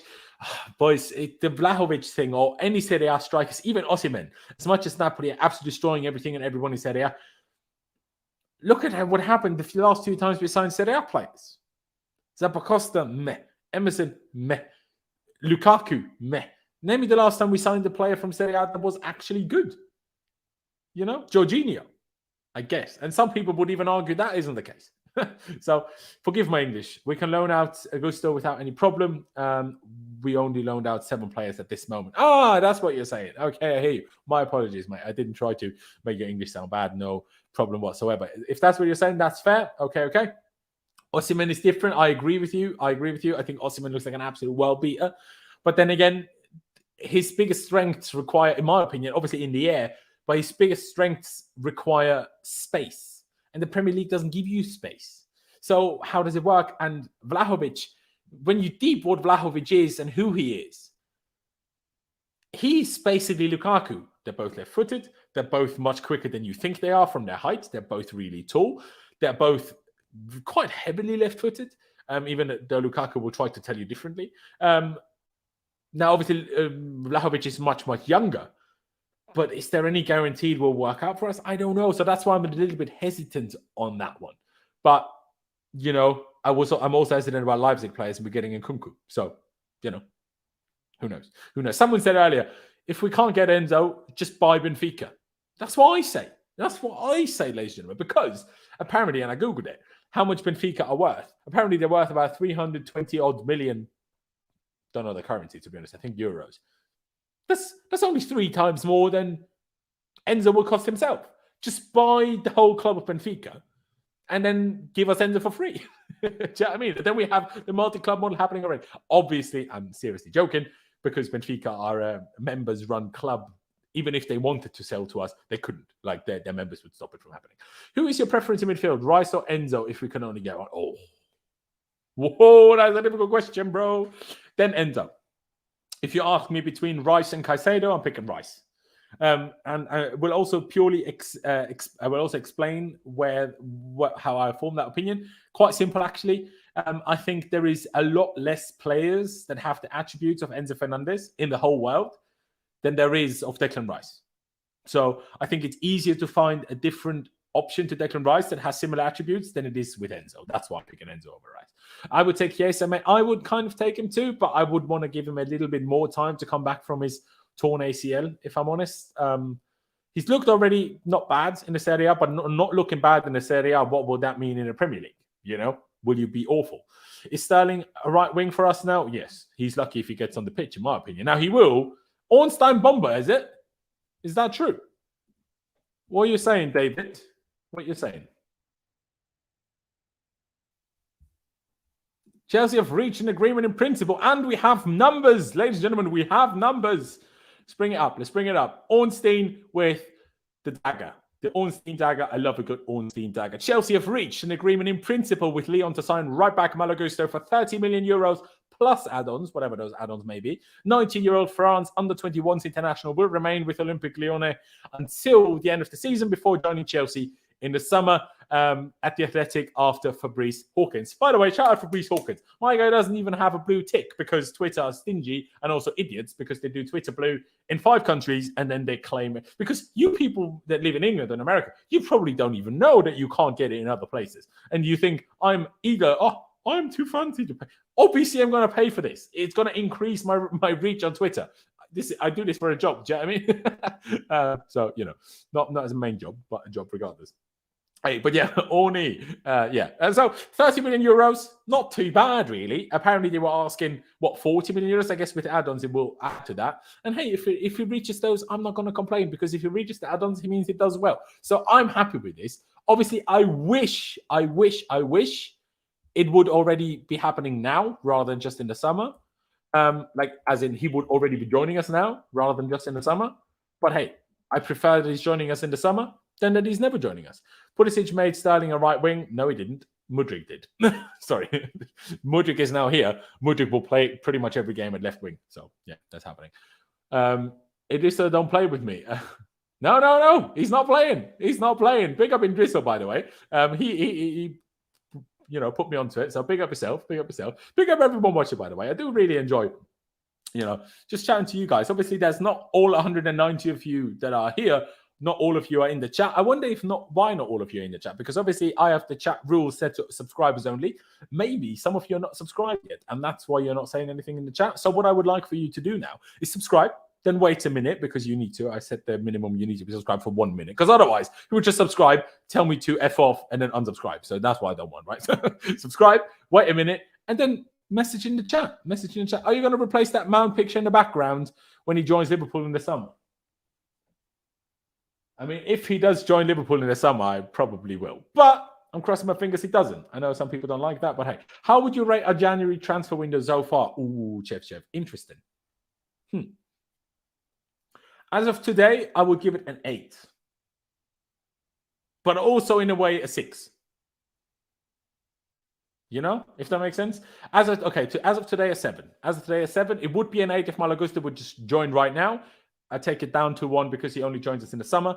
I like what we've done in the attack. I really like Mudryk. I really like João Felix, even though we don't know yet if that's going to be a permanent thing. Madueke kid has promise. Let's just see if he doesn't get injured. But yeah, it's a tough one. If we can't get into in the summer, what's your ideal pivot for 4-2-3-1? But still including signings or with the current squad? Josh, please specify. And yeah. Aspie most likely leaving in the summer. Oh, obviously. Yeah, of course. I mean, he should have left last summer. To be honest, he should have left even the summer before that. But hey, we didn't. But yeah, Josh, please just clarify whether you mean still with other signings like a Rice or a Caicedo or just with the current team that we have. Let me know what actual questions you want answered. Do you think Chelsea will be able to spend 100 million plus on Enzo and João Felix in the summer? No. If I'm honest, no. I keep saying this. If Enzo doesn't happen now, I don't think it happens ever. But also, are we sure João Felix is actually going to cost 100 million? We'll have to wait and see. Would you start Madueke immediately or keep Ziyech for now? Bro, how can I judge AMS Hub? How can I judge? Because I might just have to let Potter decide that. What else can I do? Potter is the guy that will have seen them in training for 10 days since the last game and the next game. I have to just put it down to him. If he picks Ziyech, fair. If he picks Madueke, also fair. That's my opinion on this. Would you rather sell Mount or Havertz if we had to sell one? Bro, You know I like them both.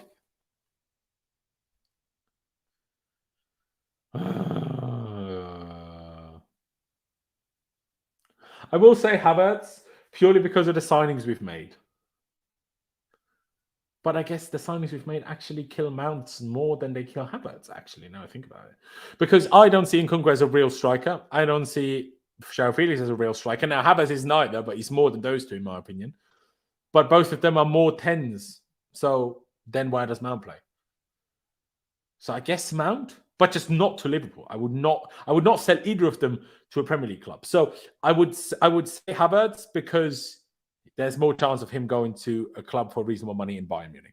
Yes, I like them both, and I don't give a shit what any one of you has to say about it. They flip. It pisses me off, and I know I have Pice on here all the time, and I love Pice. Love him, big fan of his. But yes, winning us the fucking Champions League gives you credit in the bank. I don't care what anyone says. God knows how long ago. Yes, it gives you credit in the bank, man. It's the biggest trophy in club football. Of course, it gives you credit in the bank. Anyone that says it doesn't is an idiot. But also, I also like players regardless of footballing ability, right? So, there's players I like, even though I think they might not be good. And there's players I don't like, even though I think they're good.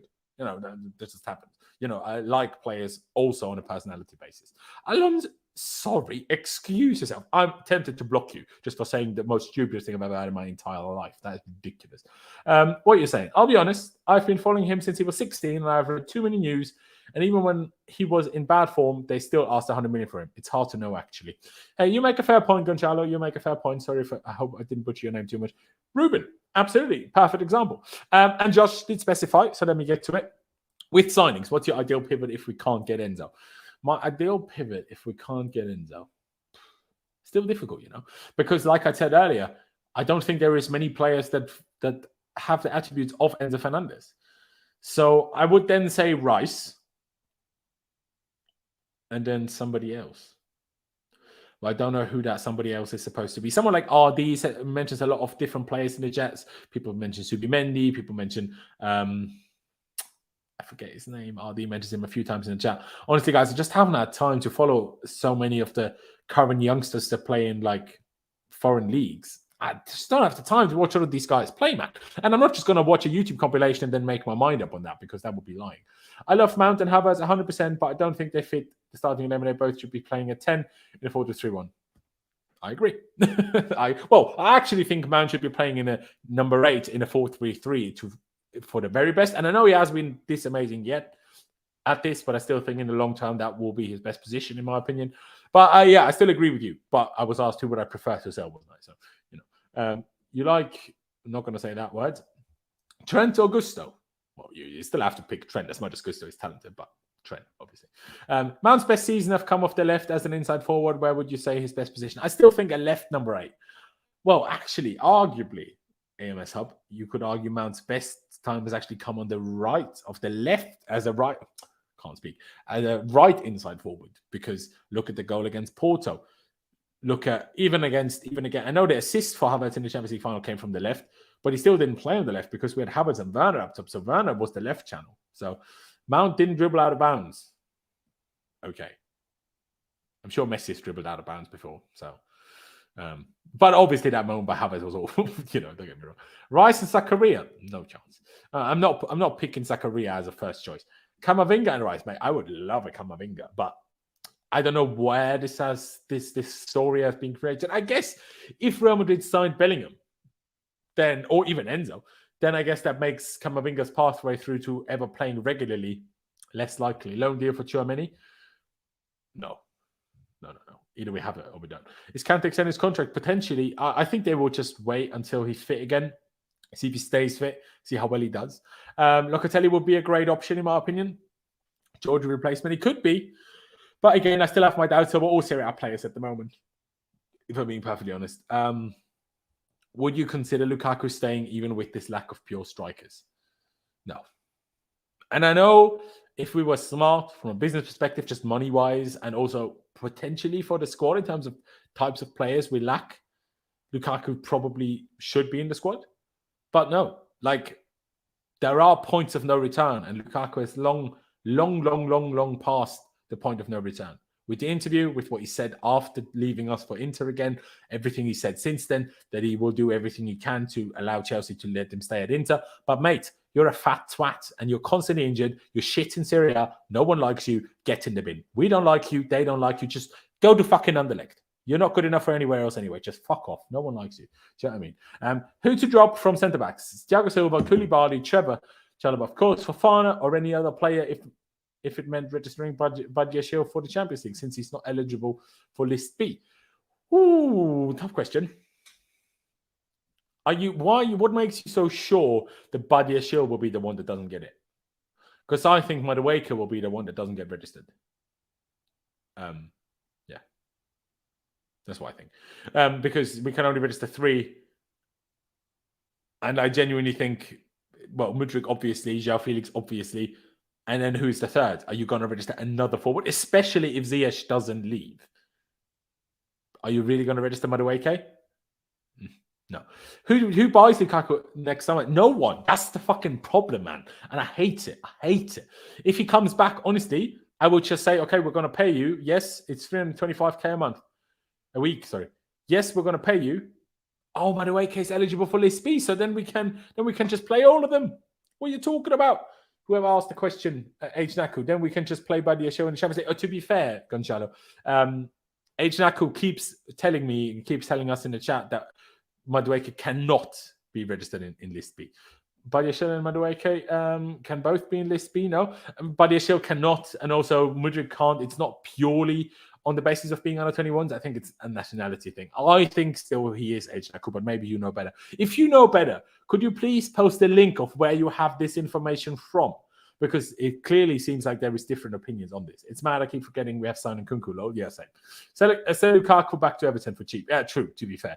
Give him to him for 2 million. I don't care. But yeah, no, honestly, if no one buys him, I would still rather just let Lukaku get fat for a year and pay him 325k a week than to allow him to be in the squad. I wouldn't even allow him to be in the reserves, to be honest. He might sue us then, but I don't give a shit. Fucking sue us. Good luck with it.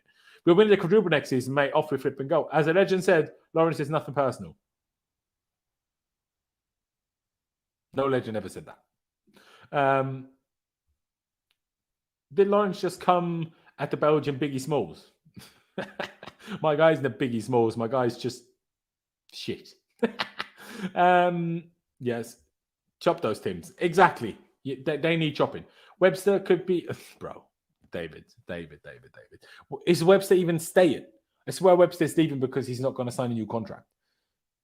Webster is no Enzo alternative. Unless you're a huge fan of the youth academy and you somehow love all of them, I cannot understand how you came to this conclusion. Just to get back to this question, if you're right, H-Naku, posted the link above, did you? I didn't see it. Wait, let me see. Maybe you...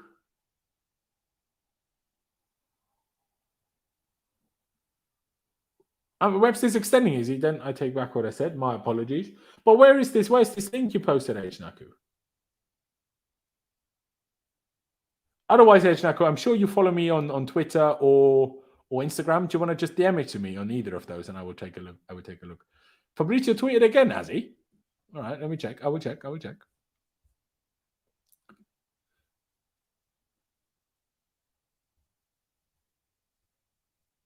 Okay. Sorry, guys. Now we're alone. There's going to be a few seconds sometimes where I don't say anything just because I'm trying to, get everything sorted. But yeah, Fabrizio said this: Chelsea's plan to get 2 signings done before the 23-24 season. Completed type thing. Christopher Nkunku already sealed and signed for more than 60 million euros from RB Leipzig. Malo Gusto deal at final stages with Olympique Lyon for more than 30 million euro fee. Todd Bowley, now sell Mount and get Enzo. We're not selling Mount, mate. YouTube possibly removed it. They might have done, mate. They might, but usually I can see here the things that YouTube doesn't show. So I'm not really on another. You can't see it, but I can usually as the creator, but not 1,000,000% sure. Finally, we have signed players before next season. We could have pre-season with all these players. Absolutely. In an ideal world, we do with Enzo. Should we try Santos as a 6th this season if we don't sign Enzo? Could be amazing. Yeah, absolutely. We should try regardless of anything, I think. Why not give it a go? Obviously, the problem is that we don't have any cup competitions left to like try things out. But, you know, if we somehow buy Enzo, does that really improve us? I mean, sure, he will create more chances, but who will score them? Havertz? Yes, it would significantly improve us. I will also tell you that someone like Kai Havertz can easily get 25 goals a season if you give him the right amount of chances. That doesn't mean he wouldn't get 25 goals in a season where he should score 40 because he will miss 15 big chances, but he can still score you a good amount of goals. If Enzo doesn't sign now, I'm sure Shakhtar will sell him. Shakhtar? He plays for Benfica, bro. We'll sell him less than 100 million in the summer. 160 is too much. No, it's not 160 actually. It's 120 for the release clause. The taxes make it 160. That's nothing Benfica control. That's also not money that would go to Benfica, those extra 40. It's not 160 right now. Would he go for less than 100 million in the summer? I don't know. I'm not. What makes you so sure? Santos has work permit issues. He cannot play for us yet. Yeah, no, that is true. But I'm sure at some point they will figure it out. Once the English government actually figures out how to go to work, because they haven't figured that out. A friend of mine, he is English, met him here in Austria. He moved back to England. He is English. He's married to an Austrian. And it took them more than 8-9 months to pass a worker visa for his wife. He is English, and they still couldn't pass a worker visa. Now, obviously, it's not going to take this long for Andrey Santos, but the English government are just incapable of anything useful. Gusto join now, or will be in the summer, mate? It will be in the summer, as you can see on screen. Unfortunately, Jacob will not be now, but still better than never. If you want an absolute steal at 9 and not pay much, look up Brendan Vazquez from MLS. No risk, high reward. Hey, I look it up, mate. I look it up. I DM'd you, Laus. Where did you DM me? That's what I need to.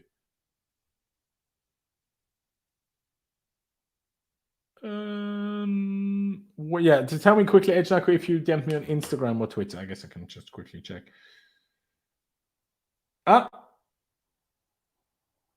Okay, I will open it. I should probably open this on here, shouldn't I? So I can actually open it on. So accept documents, UEFA regulations, and then you said, what did you say? 45.11. All right, I will get it. 45.11. I will highlight it so we can talk about it. Can I zoom in here? Yes. So we can bring it up on screen. So now, ladies and gentlemen, we will get a final decision and see whether Ejnako is correct. He might be correct. But unless, UEFA regulations don't always mean you need to go by them, do they? So here is 45.11. The highlighted part is the relevant one. A player may be registered on List B for the Champions League if he is born on or after January 1st, 2001. That is the case for Madueke. And since his 15th birthday has been eligible to play for the club concerned for any uninterrupted period of 2 years or a total of 3 consecutive years with a maximum of 1 loan period to a club of the same association for a period not longer than 1 year. Players aged 16 must be registered on List B if they have been registered with the parent participating club for the previous 2 years without interruption. Okay, so judging by this, I will be perfectly honest, Ejnako is correct. Ejnako is correct, and we cannot register Madueke to List B. So if so, I still think then that it will be Madueke that doesn't get registered, not Badiashile, personally. I just think that is more likely. Unless if Ziyech leaves, maybe this changes again. But if Ziyech stays, which could be the case, then I still think it's more likely to be Madueke that misses out, unfortunately, on the Champions League. If we do sign Enzo this window, where do we still need to strengthen in the summer? We've got enough young players and depth in almost every position. Oh, that's an interesting question. Let's assume in a dream world that we get Enzo now. What do we need to do in the summer? Interesting one. Okay, so I would argue a goalie, probably. I don't know who. Don't ask me who, but in terms of positionally, goalie. Centre back seems fine. Left back, right back seems fine. We still need a midfielder in the summer. If we get Enzo, I would still say Rice in an ideal world. Maybe Caicedo in an ideal world if it doesn't go to Arsenal now or in the summer. But yeah, I would still say Rice in my opinion. But yeah, DM regardless.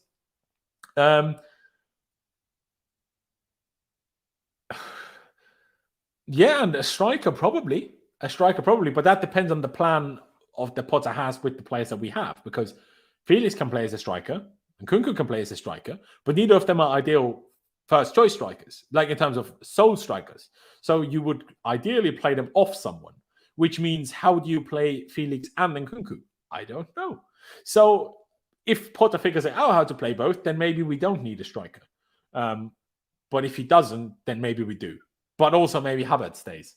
Who knows? Who knows? I mean, there have been some reports that Chelsea really like Kai Havertz and do not actually want to sell him unless they get a really, really, crazy offer type thing. So we'll have to wait and see. We need an extra midfielder, even with Enzo and a traditional striker. See, I would agree that we need a traditional striker. Then again, do you wait for Broja? Obviously, he got injured in December. When will he be back? Not quite pre-season. Certainly won't be back to full, to his best in the summer. So maybe a striker, maybe. But yeah, DM, striker, goalie, I would say are the main ones for the summer. And not necessarily all of those. Mudryk is also eligible for List B since he was born on January 5th, 2001. No, Isaac, unfortunately, you're wrong. I can bring it back up. But not only do they need to be born there, it doesn't say or, it says and. Since his 15th birthday, has been eligible to play for the club concerned for any uninterrupted period of 2 years, or a total of 3 consecutive years with a maximum of 1 loan period to a club from the same association for a period. And that would even mean, same association means you can't even loan him abroad for a period not longer than 1 year. So no, unfortunately, Mudryk cannot be registered to List B. Sorry, Isaac. Unless, obviously, this UEFA document is wrong, but it's literally a UEFA document, so I doubt it. Could we play like Man City before Haaland? Maybe. I hope we can agree a deal to loan João Felix for next year with obligation to buy in 24. Now, Donny, that is actually a shout, Donny. I rate you for that. Number one, I hadn't considered it, quite frankly, but that is actually a shout because that would allow us to still go big on a midfielder in the summer. No problem, Isaac, mate. No problem. No hard feelings. That's why we talk about it, mate. That's why we talk about it. But yeah, hey, it's a shout. It's a shout. But again, only if we figure out a way to play Nkunku and Felix together. Otherwise, it's kind of pointless. Again, ladies and gentlemen, what I haven't told you, there's a link down in the description. If you're on your phone, that allows you to become a member on the channel, a join button right next to the subscription button. If you're on desktop, it allows you to become a member for different price points. Now, you don't have to do that, but if you want to support the channel, and it does give you certain perks depending on the different levels, just click on the link and it will tell you everything you need to know. But first and foremost, I'm mostly talking about the lowest level, of course, because I don't want you guys to, to go too much out of your way. But yeah, it highlights your name. It gives you a little icon next to it that highlights your messages to me. So I'm always more likely to bring up your conversations, and I will also always remember your name and stuff. So if you want to become a member, there's a link underneath. Get involved. If you want to use the super chat function to make sure, I discuss whatever question you have, use that as well. But much more importantly, and most importantly, please do subscribe. We still have 150 of you here, which I appreciate massively, considering it's just me here talking to you guys. So please subscribe. If you haven't already, hit the like button as well. Let me see how many likes we've got. We've got 107 likes, so you've done okay, guys. But we still have a fair amount of people here. So, in an ideal world, guys, we still have 200 people here, actually, nearly. So please hit the like button. Let's get to 150 likes right now. That will be phenomenal and very much appreciated. Carefree Lewis re-rate. Carefree Lewis rate. Carefree Lewis rate. Big up yourself, Lewis. Come on, Lewis. Everyone, I'm not sure if Lewis was live. I swear he was on the football terrace, I thought. But hey, NDL, not quite the same, but hey, big up Nico. I don't think Atleti would agree unless the loan fee is high. I wouldn't be so sure, mate. I mean, the loan fee will be high, but it's not going to be astronomical, is it? All of a sudden, we have 230 people watching, so now I need to keep going, don't I? Ladies and gentlemen, any questions, any topics you want me to talk about? He was live until now, was he? Okay, big up yourself, Lewis. I didn't even know. But yeah, if you're here, any topics you need me to discuss in the last few news, let's go. He was just talking about the Gusto news. Aha, True Brew Clay. Big up Lewis. Big up Lewis. A new setup, I mean. A new setup? Todd needs to buy a new Lewis a raid. A new setup, I mean. Yeah. Maybe he does. Felix x Lukaku swap deal. I'm listening. Lewis, with the agenda for Havertz. And man, big up yourself, bro. Love you. Appreciate it as always, man. Appreciate it. So what could we discuss? Who are the players you want to leave in the summer? Okay, I'm gonna try to go through it. But I will try to mention things in an ideal world of my scenario. Now, I don't mind Kepa as a goalie. So I know Kepa doesn't want to be backup, but I would keep Kepa as a backup goalie. But I would get rid of Mendy and sign a new goalie. I don't know which goalie, but I would let Mendy go, keep Kepa as a potential backup and sign a new goalie. Who else would I like to leave? Maybe Koulibaly, unless Badiashile doesn't impress as much for the rest of the season as much as he has done in so far. Because I would rather just Colwill. I know lack of experience and everything, but look at Badiashile. He's 21 and has looked a trillion times more experienced than Koulibaly has. So is age all that matters? I don't know. Who else needs to go? Aspie, of course, needs to go. I would keep the others in terms of centre-backs. Midfielders. Now, if Kante signs a new contract, Jorginho, I would still keep Jorginho over Kante just because he's fit all the time. And also, then we only need to buy one DM. Because even if we buy Rice, we have no backup. You know, if Jorginho leaves, who's the backup then? So I would say Kante. You're asking me. So I would say Kante. Then I would say Ziyech, if he doesn't leave already before. I would say... Now, in an ideal world, I would keep Christian Pulisic as a backup to Mudryk. In an ideal world. And then we got to see what we do with Raheem Sterling, really. I'd probably keep him for another year, though. Aubameyang, obviously. I don't want to say I want to sell Kai because I like Kai. But maybe we have to sell Kai, just because of the money. Gallagher, I think, should leave just for the money we will get. I would keep Loftus-Cheek as a squad option. Okay, this is actually true. This is true. Kepa has high wages for bench goalkeeper. That is true. But Pradeep, my only concern is Mendy is at the moment refusing to sign a new contract extension unless he gets the same wages as Kepa. So if we don't keep Kepa and Mendy refuses to stay, who's going to be the backup goalie? Is it just going to be Slonina? Maybe. I guess you could let go of Kepa and Mendy and keep Slonina as the backup goalie. But I need to see more of Slonina in Europe. But I'm not letting a little bit of a positive MLS spell tell me they're good. Do you know what I mean? I want to see some more. The Ethiopian Carlton Banks sent me. Ethiopian Carlton Banks. Fair play. Sterling's 325k with 5 years left, and I don't even think that's worth discussing. Lukaku's on 325k and had 5 years left. So, please don't get Alonso back. Obviously not. La Liga has told Barcelona that they have to release 150 million to 200 million euros of their wage bill. Let's get Alonso back. Well, let's not. Where have you found that news from anyway? Which Barcelona players would I take? Ooh. See, the one player who I see as having attributes somewhat similar to Enzo Fernandez is Frankie de Jong. But I don't think even if they have to let go of big players or have a lot of wages, I still don't think they will let go of Frankie de Jong, and Frankie de Jong doesn't want to leave. But Frankie de Jong, I take him for sure. I mean, I take Gavi, I take Pedri, I take the flipping lot of them because they're flipping amazing. Dembele, now that we have Madueke, but get rid of Sterling. Bring me Dembele. I'll be absolutely buzzing.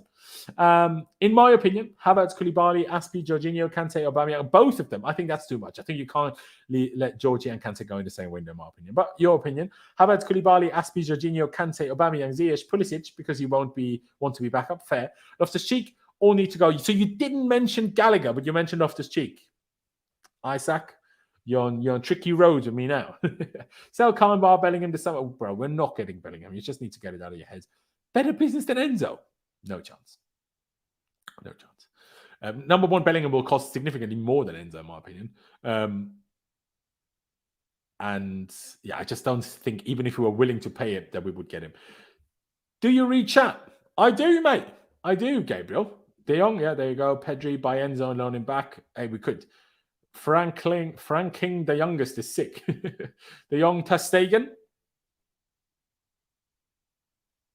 Well, now you put a thought into my mind, mate. I do rate ter Stegen. I know he had a bad season last year, but it's apparently been phenomenal this year. I do rate ter Stegen. Very good with the ball at his feet. Very good goalkeeper. Now looks much better that he's had a hair transplant. Doesn't look like he's 57 anymore. So, if they're really bad, they need to let go of players. Are we really bad? They need a goalie? Maybe. Xavi wants Zubimendi to replace Busquets. They're having hold the midfielders. I heard he wants what's his name? Danny Parejo. But I could be wrong with that. We can loan out one more guy. We can loan one more guy out. Or have we loaned out at the moment? Now, someone said we have 7. But by the way, this is only outside of England. So within England, we can loan out more. But yeah. A Bellingham on a 10-year contract at Chelsea would be my type. Oh, don't even. No. Sorry. I know it's a joke, but you can't make jokes like that. I'm very sorry that I even highlighted it. I highlighted it before I read the whole thing. No, man. I know it's a joke, man. You cannot say that. Does Gallagher have potential next season? Cedric, big up yourself, by the way. Cedric is a member. So if you want to become a member, hit that button. Join, and you get yourself a little icon and a highlighted name. I would sell Gallagher just because he has the highest value. Isaac says Gallagher is considerably younger. I think that's absolutely true. He's less injury prone. That's also absolutely true. I agree with both of your options on that. I'm more thinking of we need to make revenue, right? We need to make revenue. So who's going to get you more money, Gallagher or Loftus-Cheek? Gallagher will. Because like you said, Isaac, he's younger, less injury prone, less wages. That's why you're going to get more money out of Gallagher. That's why, and I think in terms of squad option, they even itself out. I don't need a squad option to be young. It can just be Ruben. So yeah, that's what I'm saying now. Have you ruined the relationship with Enzo? Will he even want to join after the recent BS? I think Enzo is still okay, personally, but it depends on what we tell him, obviously. Romelu, the last dance? Absolutely not. Would you sell Mount to Liverpool? Absolutely not. I wouldn't want to sell Mount anyway, but under no circumstances ever will I be willing to sell him to Liverpool.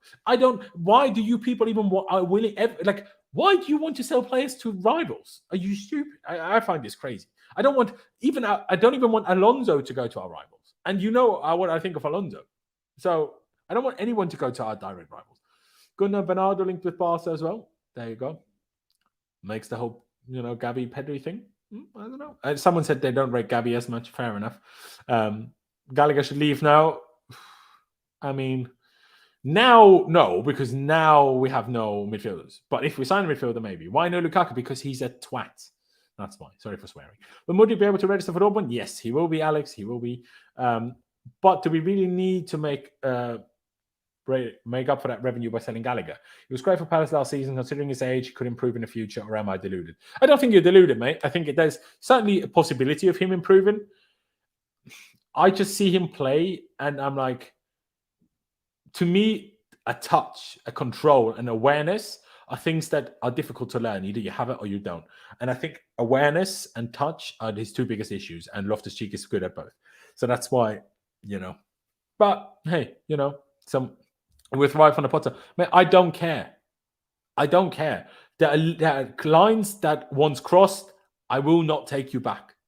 No matter how good you could be, how good it might be, how stupid it would be financially to not use him because no one's going to want to buy him. Also, Aris, let's not forget, he's basically been injured the entire season for Inter Milan. He's a complete waste of money for them. They don't even want to keep him. Even Inter don't want him. And you want him? You meant him? No. To me, once certain lines are crossed, I don't take you back, no matter how good you are. It's just as simple as that, I will say it. He's already called Mason Mount. Mason Milner might as well join his idol. Okay. To be fair on Gallagher, like our new signings, he's one of the only players in our squad that run around and actually try. Absolutely. But if you don't have awareness of what's around you, especially what's behind you, just watch back the Liverpool game. And how many times does he not realize someone's right behind him? It's an issue. He needs to get better at this. And I'm not sure if this is something you can learn. If it is, great. But I'm not sure it is. And the touch and the pressure, tough. Why aren't we trying for McKennie? He's absolutely class. Again, my doubt is it's Serie A. Is he class anywhere else? He's not a bad player, absolutely. But would he improve us? Is he better than Kovacic? No. Is he better than Mount? No, in my opinion. Some will say yes, probably. But in my opinion, no. Is he DM enough to play instead of for Jorginho? No. So then what are you spending money for? So you would put 100 million down the drain? Absolutely. It is what it is. He fucked that up. It's all his fault. No one else's fault. Well, I guess Marina and Roma that we bought him, but he screwed it up. I'm not taking him back, and I don't think any of the fans at the ground will. So, hey. On what basis does Potter improve Lukaku? Even if he starts scoring like Haaland, I wouldn't take him back. Hated him since the Super Cup final. That long? Okay. Fair play. We're building under 25 super team. Lukaku doesn't fit the model. I mean, that's true, but obviously it's in terms of signing players. I still always hope, by the way, that as much as we have under 25 team, I still always hope that we will have 2, 3, 4 28-plus-year-old players in the squad, because I think a certain amount of experience is very much needed. Otherwise it becomes a kindergarten. Malo Gusto actually signed. Well, not officially, but basically Fabrizio Romano and let me actually highlight the other one by David Ornstein. Yes, we're signing him. He's not joining us now, but we have signed him. But he will only join us in the summer, unfortunately. Exotic. That is the only issue. Are you guys forgetting what he did against Arsenal on the stage? I don't care, mate. I don't give two shits. He disrespected the club. He disrespected our manager at the time. He disrespected everything that the club stands for. And since leaving, he's continued to disrespect us. He could cost $3 trillion. Pounds, euros. Once you cross the line, you do not come back. In my eyes. Hey, I'm not the one that makes a decision.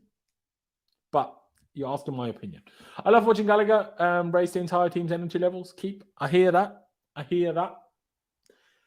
But he needs to actually become good at football too. You know, there's things he's good at. He can run with the ball, he can cross the ball, he can shoot. But the awareness, the touch, are just issues to me.